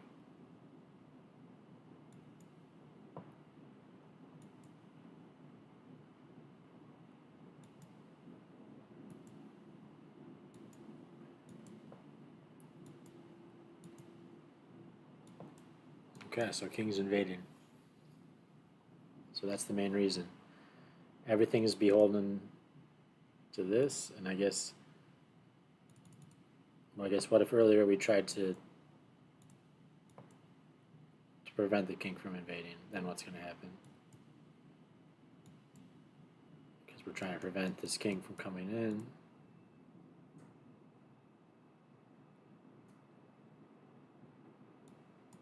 Okay, it's trying to maneuver the knight here.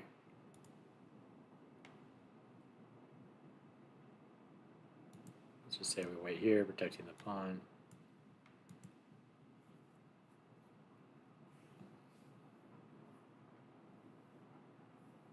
Hello, welcome Jack. / Eddie. Holy. Eddie with the brilliant win. Now in the chat. Coming to collect his just rewards and compliments.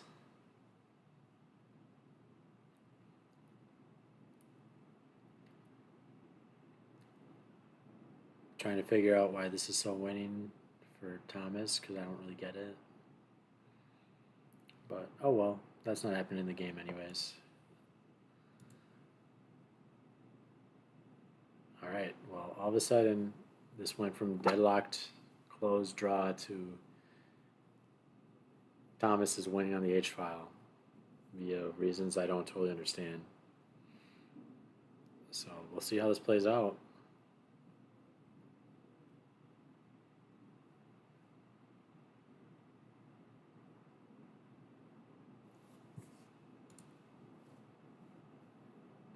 Okay, got to come back to Thaddeus against Albert. Last month's winner.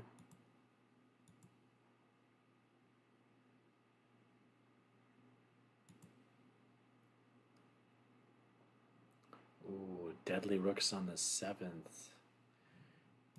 You know when they get these, you know, they get these in blitz, and you're just like, oh man. Now I gotta like do this thing.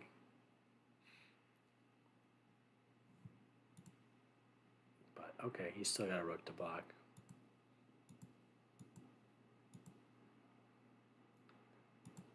Better than rooks on the 7th. I mean, to be honest, like who wants to get checked and mate threaded and stuff? That's not cool.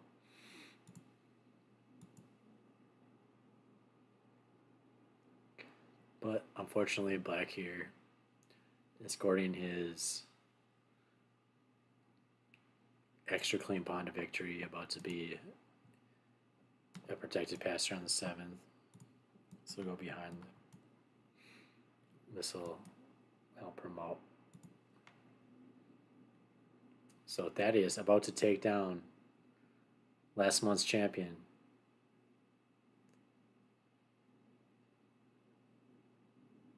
Canadian import, according to his flag on Lichess. Albert Yang.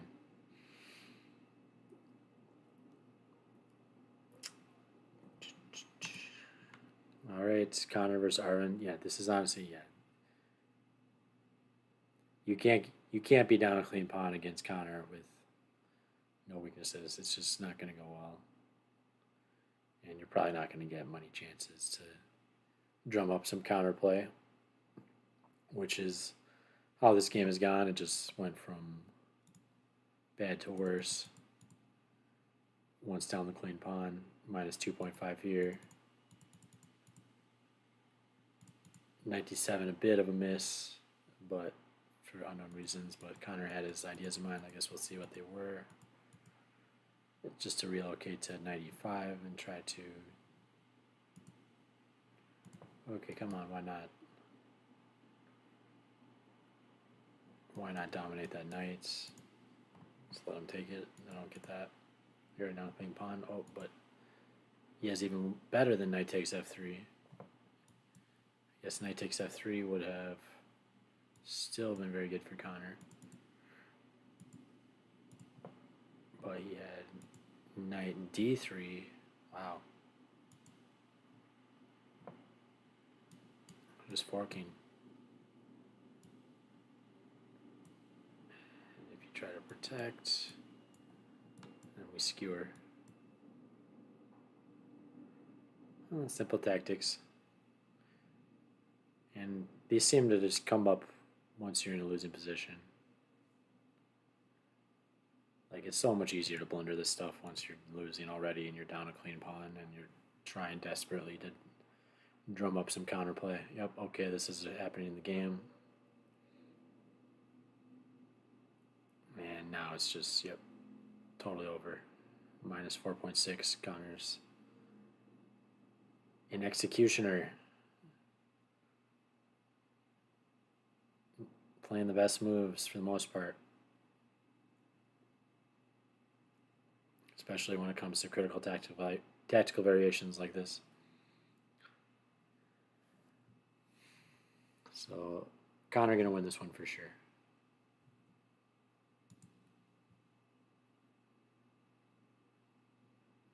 Okay. Engine didn't like queen g6. Engine also didn't like knight e8. Here he had, but here's his winning moves: queen f4 and king d7. Weird. King d7 especially weird. So, and we were already like going down the rabbit hole in those variations, and it's like computer lines. This does look dangerous though.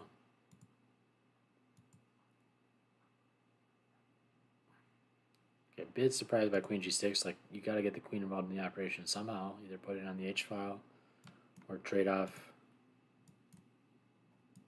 the defender. What's it doing on g6? Like, staring at a pawn chain? I mean, he's making room for his knight, but then what's the knight going to do? Queen g6, weird. Hello, welcome, Henry. Just closing out the night here. Most of these games are probably about to end.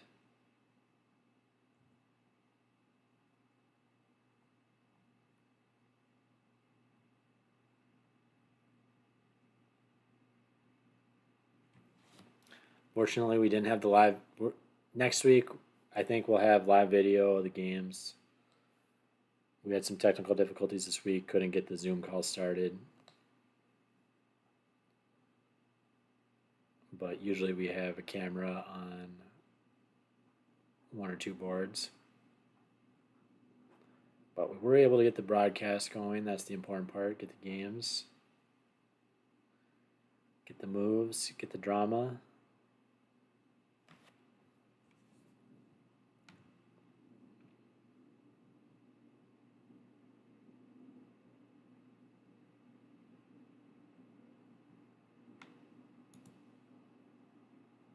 Ryan playing on increment here.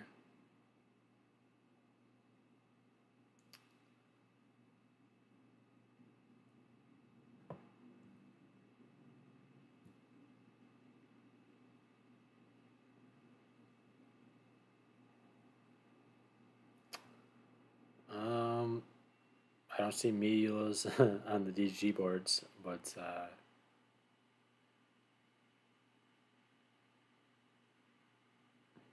not sure. The outstanding games here, we got Connor just closing out his game against Arvind. We've got Ryan playing on increment against Miles, with Miles starting to get a takeover position. We got Norm against Thomas, which was the locked up position the whole game, but now some real winning chances for black on the H file.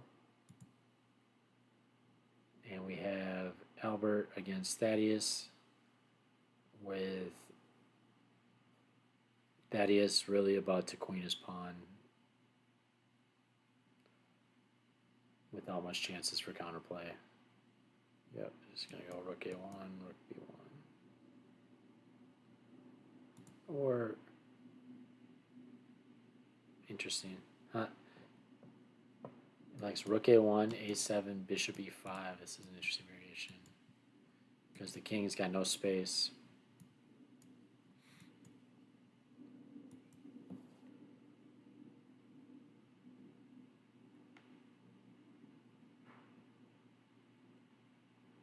So it forces the bishop off, or I guess if he plays g3, this is all strange. It's like rook a2.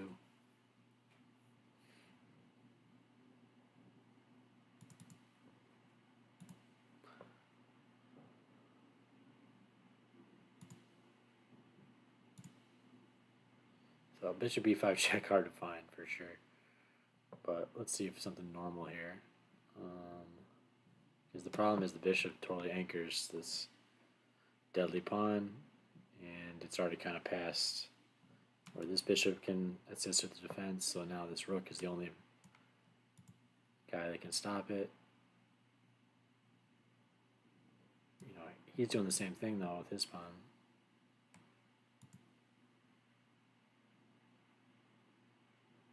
So interesting. Maybe not so clear cut. Easier for me to say with the engine showing all winning lines for black, but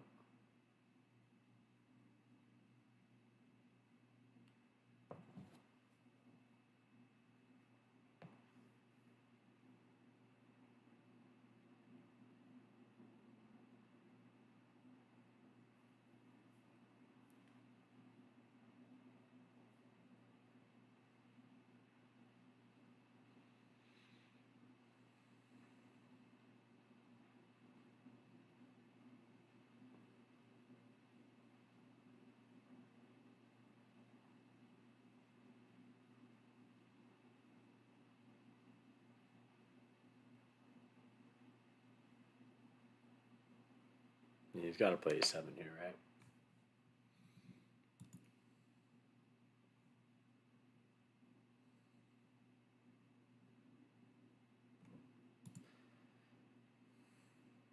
Well, he's totally winning for black, but it's not easy.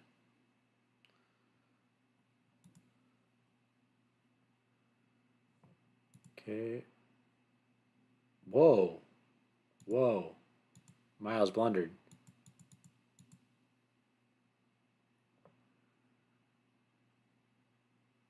Miles was on cleanup mode in this game. This is what I'm talking about with Ryan. Ryan's clutch. Definitely doesn't give up. So it's totally winning.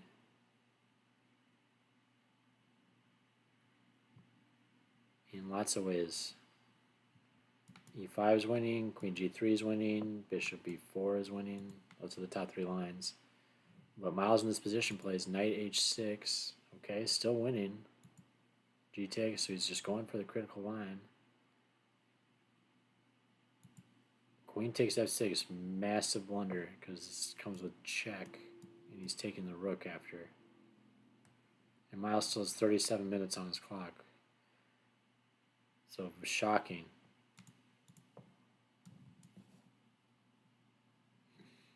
Miles is playing some really, really good chess lately, including this game. Was about to close it out. This is brutal. This is live on the board.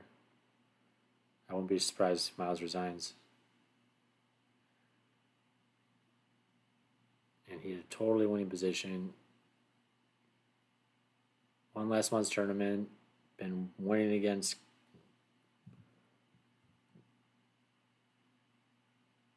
the best players in the club. But no one is immune to making that next to last mistake. Wow. Well, very well played by game played by Miles throughout the game, but Looks like Ryan's going to pick this one up with a brutal last-minute turnaround. Don't see those type of turnarounds in basketball or soccer, but chess, you can be winning all game and one bad move leads to tragedy. And he's got 33 minutes to think about any possible reclamation, but there is none. He just dropped a full rook. But both very strong players, and Miles will definitely bounce back, and he's been playing some extremely good chess. So, congratulations to Ryan, though, and on his way towards becoming a solid expert.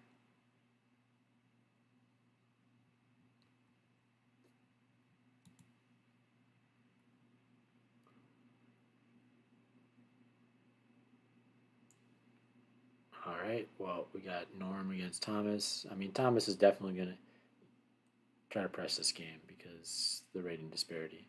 So, and we got a -1 eval here, 37 minutes on the clock against Norm's 3. Thomas definitely wants to grind this out. So he's tanking, thinking about how to press his advantage. He's already got Alekine's gun here on the H file. Alekine's gun, much better than Alekine's opening as far as we've seen tonight.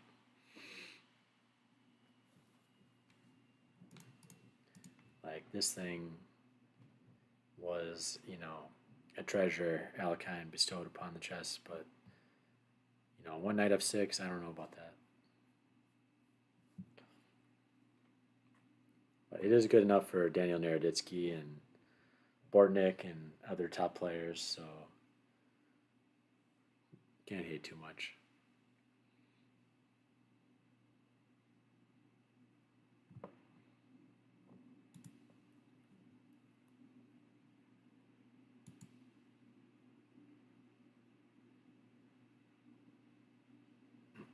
Okay, boom. Tactics.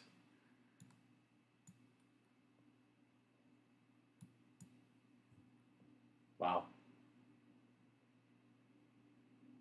Spicy. Thaddeus. If this appears on the board, I'm very impressed. Oh, he played rook takes b2. Okay. No! Thaddeus had a win. And this is headed towards a placid draw at this point. I mean, he's up a pawn, but it's a bit overextended. The king's gonna mop this guy up. Thaddeus actually had a brilliant opportunity here to play bishop e5 check,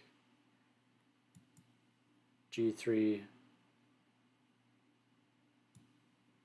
and now when you trade, okay, never mind.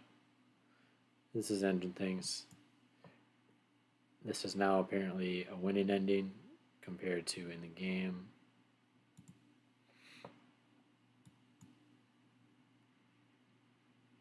This is drawn.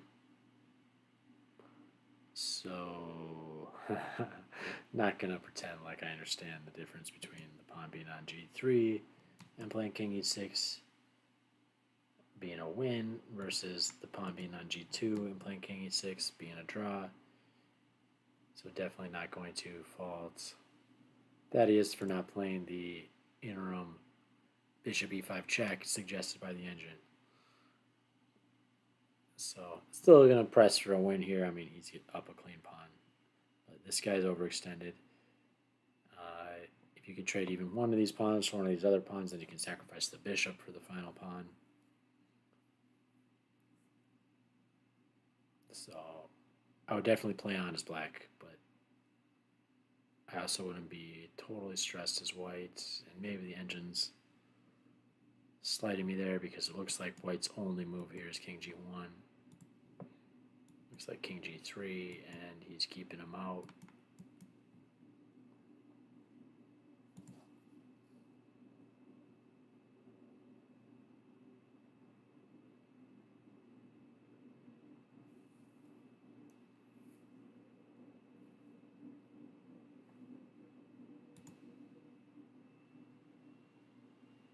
Okay, they resolved the situation here. He's up the full rook. He's hoping for some type of perpetual. He's covering the perpetual. Even with 144, a full rook up is probably going to be decisive here. Tragedy for Ryan playing or tragedy for Miles playing a very good game. Definitely deserved that win. But the final tactical sequence just missed a detail.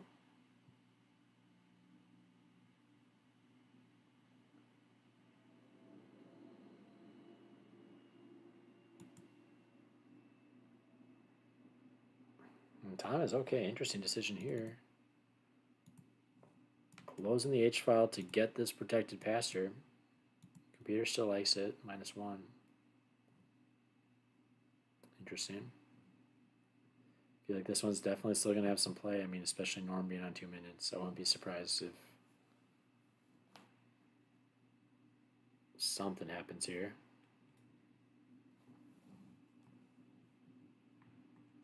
Getting close to all the games getting closed out. Makes sense. This is kind of what you can expect. Playing in Thursday nighter, games start at 6:30, usually done by about 10.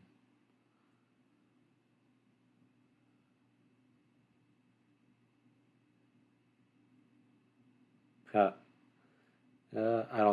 don't think Ryan knows about the trick. So Ryan, Ryan teenager. That's more of a wildly old veteran trick. I don't know. Some of these teenagers though, they got some tricks. Get the pre-moves. Yeah, I know. I don't know what induced the blunder here. Yeah, brutal too. Yeah, you probably got to move him too fast because he's got tons of time on his clock, and this is still winning, but a bit risky. If you're this dominant, but got to go for the knockout.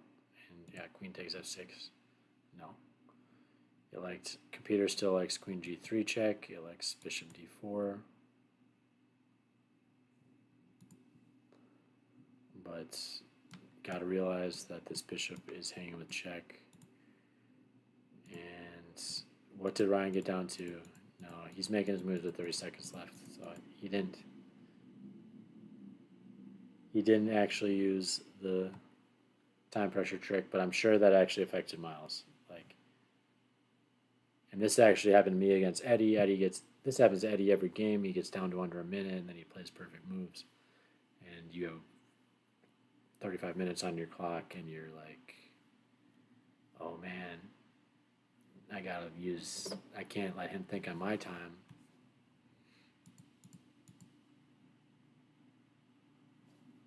But brutal.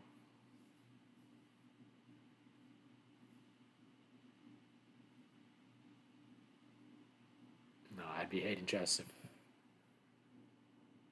this big of a turnaround happened to me, but that's just what happens in chess on a regular basis. So last game here, I guess, with we got the ending. Oh wow, Black's actually winning here.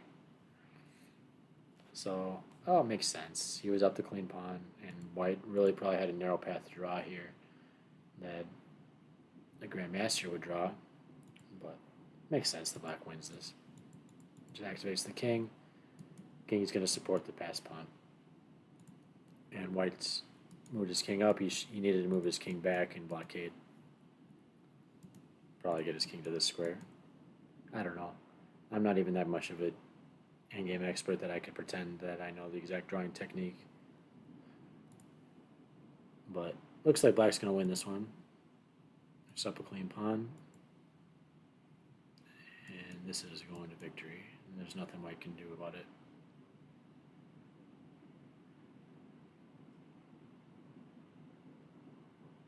I mean, eventually he's just going to play here, march the pawn or trade bishops, and then he's up a protected passer that's protected by his king. Oh yeah, earlier. I mean, knight h. Yeah, it was probably practical blunder. Computer doesn't hate it.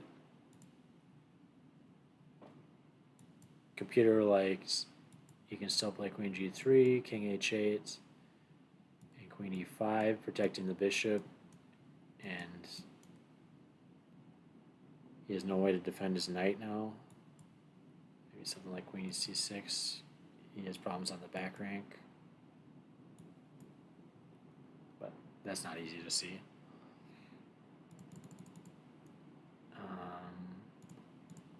It also likes bishop d4. I mean, you just got to get this bishop out of extreme danger, and now it's having extreme effects on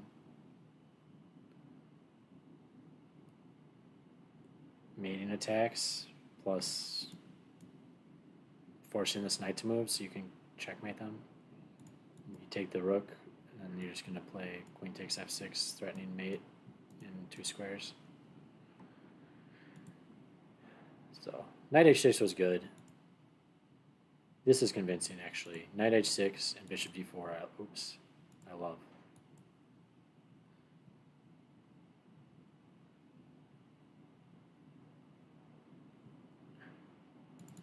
Because what's his next best chance? I mean, e5 is pretty good. But this is classical chess. I mean, I don't think knight h6 is crazy.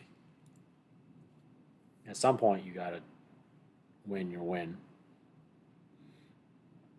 And this is totally winning. He just didn't see that this came with check.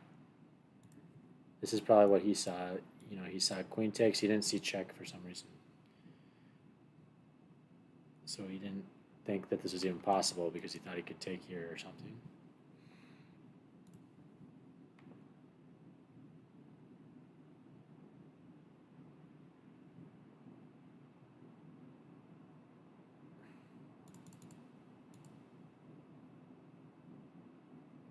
Yeah, I guess it is a good point. You're being fancy when you're up a full freaking piece. Like, you're up a full bishop right now.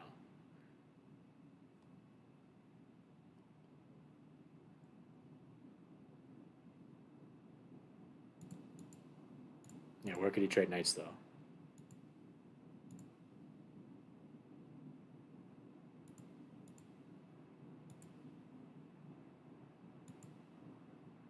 He doesn't have a chance to trade knights yet. But this is still totally brutal. Bishop d4. You can't hang pieces with check, but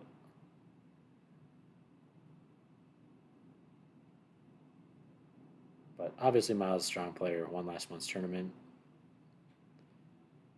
Had a brutal attack against Connor recently, which Connor's super good. So happens to everybody.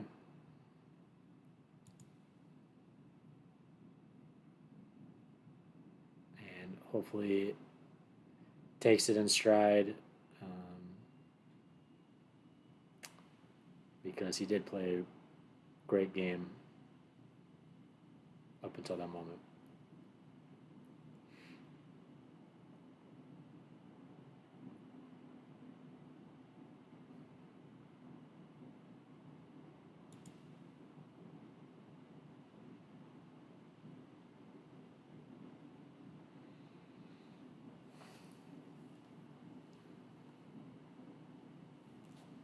All right, just going to leave it on Thomas versus Norman for a moment and step away. I'll be right back.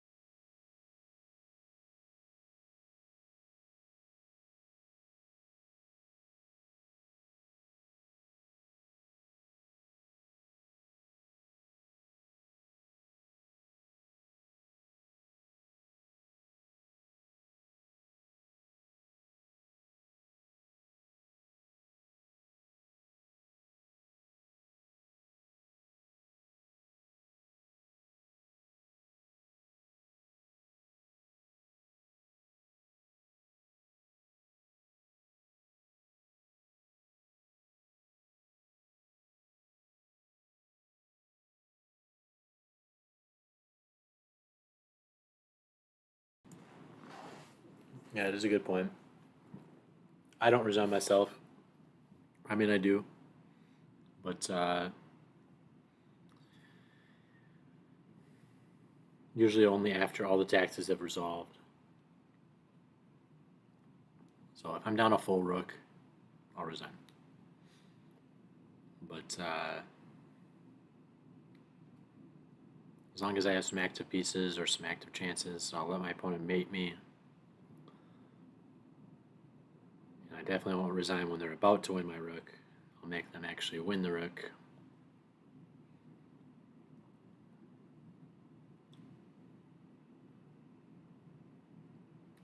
Also, no point to make someone play out a full piece up against only pawns ending or something like that.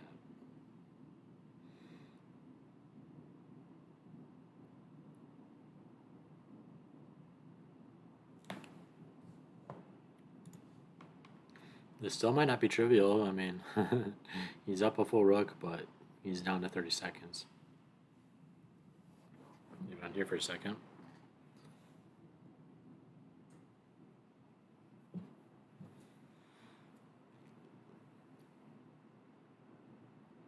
Yeah, I didn't actually eat dinner, so I'm snacking off to the side here.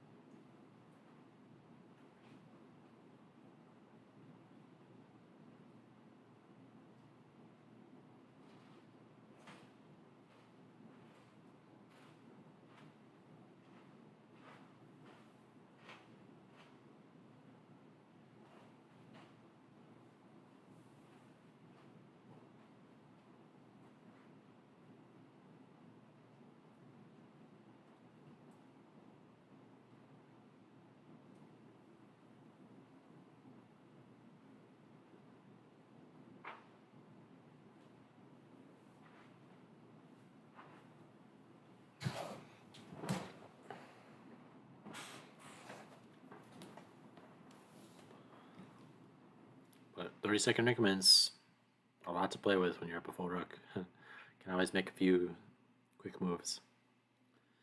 Or I can always see the game to build up some time.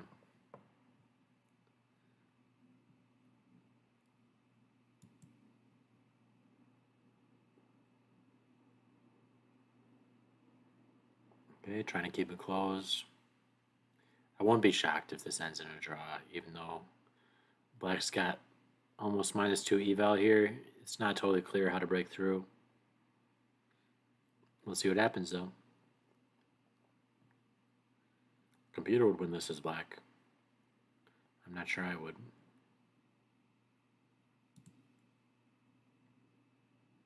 And totally winning pawn endgame. That he is showing he knows this getting a pawn endgame is taking opposition. And this pawn is about to become a queen.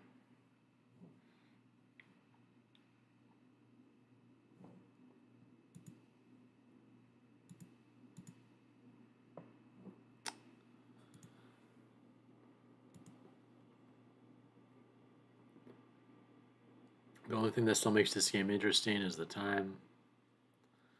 But I can't imagine any type of scenario in which White can recover here.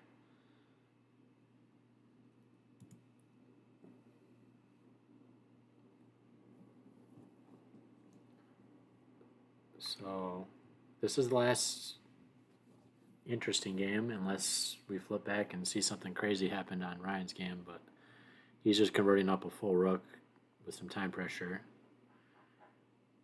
But Thomas actually has some winning chances here. He's got 30 minutes to think. Their game must have started a little bit late.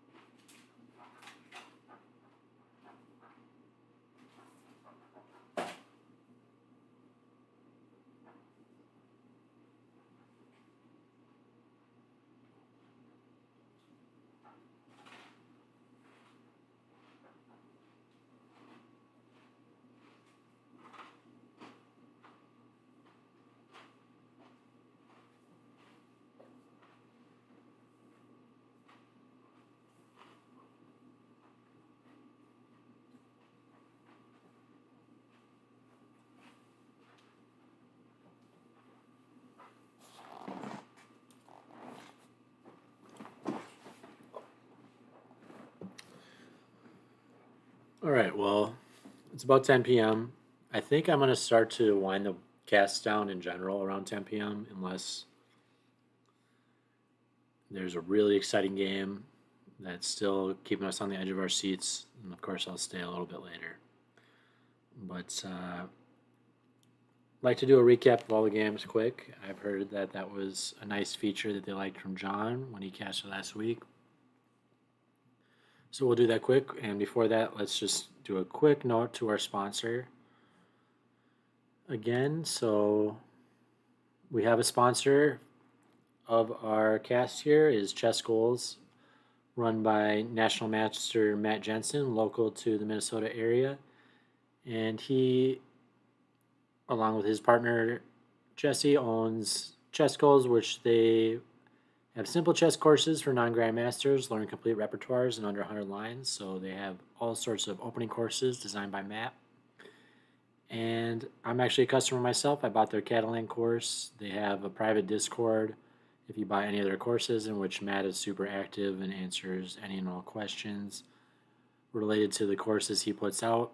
And so these are really opening courses designed for club players to really battle in an effective way, and designed by a national master. Heavily uses a lead chess database to make sure that all the common moves are going to be covered, but still make it totally digestible. And if you do go to chessgoals.com and purchase any courses, please use the coupon code CASTLE to save 30% off your order. And with that, let's do a recap of tonight's games. So on board one, we had Connor against Arvind. And we just had a mainline Catalan, Arvind's main opening. Connor plays all sorts of openings under the sun, but obviously takes Arvind very seriously, playing a very mainline. We kind of had Arvind gambit a pawn for a bit dubious compensation, and Connor just consolidated that extra full pawn and eventually ended up winning in exchange with tactics, closing the game out. While Arvind was already under pressure down the clean pawn. On board two, we had Robert Donahue against UV. And Robert changing his ways, going for ultra positional this time. Usually a caveman, really going for the throat in most of his games, but just played a nice positional game here. Did some piece maneuvering. UV sacked a piece, sacked a pawn for dubious compensation. I guess very similar to board one. And eventually Robert just picked up that extra pawn and used that to kind of maneuver towards an endgame victory up a clean pawn. So boards one and two, kind of both pawn sacks for dubious compensation that didn't work out. The extra pawn got it done. Board three, we have the total masterclass from Eddie on how to dismantle the Alekhine. Pretty much another miniature, almost a miniature, but pushed his pieces back. This was the beginning of the end. F4, knight d7. Now not only does he have one bad knight, he has two bad knights. This bishop is never developing. And also, let's just keep note of these three pieces the entire game. Rook, bishop, queen. They never move once. That's not a good sign for a chess game.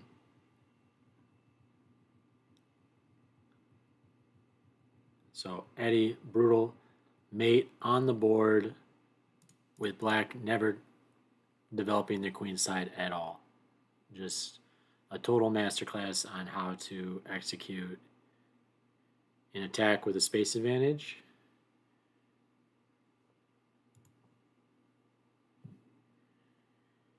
Board four, we had Miles against Ryan.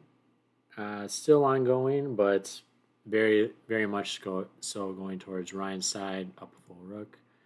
And this was Miles playing his main, and this kind of shows I've got the same strategy as Miles. I play a bit different lines, but I love to just play my same stuff over and over and over because you get to know it well.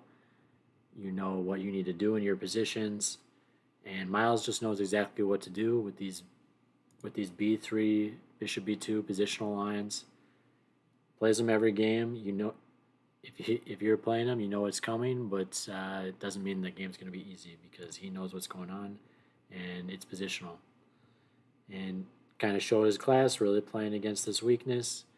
Got a dominant position, won the clean pawn. Eventually was up a clean piece, and kind of came down to just knight h6 was still a good move. Let's get this bishop in, but hung this bishop with check. Total tragedy because also hangs this rook. And so just a kind of one move blunder totally determined this game where Miles pretty much positionally outclassed Ryan and just made a one move tactical blunder in which now Ryan's got a totally winning position. And Norm against Thomas. This was a really impressive game by Norm. Norm playing against National Master as low rated player and really actually positionally outclassed Thomas throughout the opening phase. He had a huge opportunity here where he played g4. This is what I say total positional blunder, where he could have played bishop g4, traded these light square bishops off, getting rid of his terrible bishop, and this space advantage would have proved really nice. This knight is really well placed, and giant thorn in black's side, targeting this pawn and never going to get touched by a pawn here because both these pawns have advanced. You know, pawns don't move backwards in chess. But still got things locked up. Totally, playing towards a draw and about to get the draw he wants until things got a little bit spicy on the H file. And now we actually do have a game where Black's got some winning chances through, computer ideas mostly. But at this point, now Black is starting to take over. Minus 4.8. And it looks like Black's on their way to, okay, White actually sacrificed an exchange for unclear reasons here. 40 seconds on your clock. I guess you're going crazy in the ending, but I don't see an awesome reason to sack an exchange for no awesome reason. Maybe there's some threats here I don't see, but it looks like Thomas is getting a bit lucky in Norm going a bit crazy with rook e2 here. But now it looks like he is going to take this over and win with the extra exchange. And in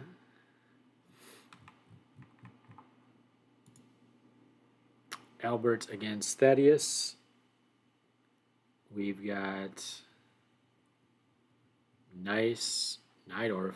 Both players showing, I guess F3 is the first moment here we see it's a bit stepping out of theory, but still viable. Nice space advantage with pawn on d5 here. White's got a great position. Also, d5 a bit overextended here for sure. A4 is going to exploit that. This feels nice, but this is a hook to activate this rook or force the pawn forward, and then you can play a5 and now it's isolated and weak. Or force Black's pawn forward, and now you get squares for your pieces like bishop b5. So, okay, a bit weird here. Some shuffling. Ooh, Black actually had a huge winning chance here. They missed. That's something definitely highlighted in this game. And really, Black made their move here in less than a minute. So, if I'm Thaddeus and I'm analyzing this game, I really am in the future going to double, triple check before I'm making any auto moves. Do I have any tactical wins here? But didn't happen in the game. Black's starting to take over here, really controlling the center, and this pawn's actually becoming overextended, turning from a strength to a weakness. There's a total strength here when it's, totally controlling squares within your enemy's territory, although it's already kind of a weakness here. But you get the idea. These pawns really can control squares in your enemy's territory, and if they control key squares their pieces need to use, it's a strength. But then if their pieces activate, if they find other squares that they can use and then attack that pawn can become a total weakness. And that's what started to happen in this game, and it ended up dropping. Black's got a totally winning position here.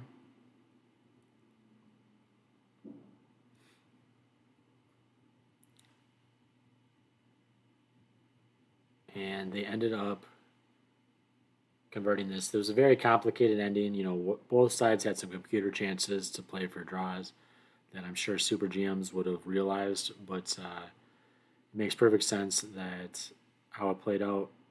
Black ended up with just a clean extra pass pawn and converted it with a straightforward pawn endgame. He's got opposition, and as soon as Black steps either way, this pawn is going to victory. So, anyways, that's the first round. We'll be back next week. Get some more exciting matchups. So, thank you very much for tuning in. Please like, subscribe, comment if you want any changes. Totally open to feedback. And yeah, this is a community-run channel. We'll have different commentators on here. Hopefully we'll have John back. We'll get Eddie back on here, who's in the chat. We're going to get Connor back on here. And hopefully we'll even get some title players to drop in now and then. So appreciate the support, and thanks for supporting the broadcast of the first week of a 5-round tournament in August, Thursday night or August, at the Chess Castle, Minnesota.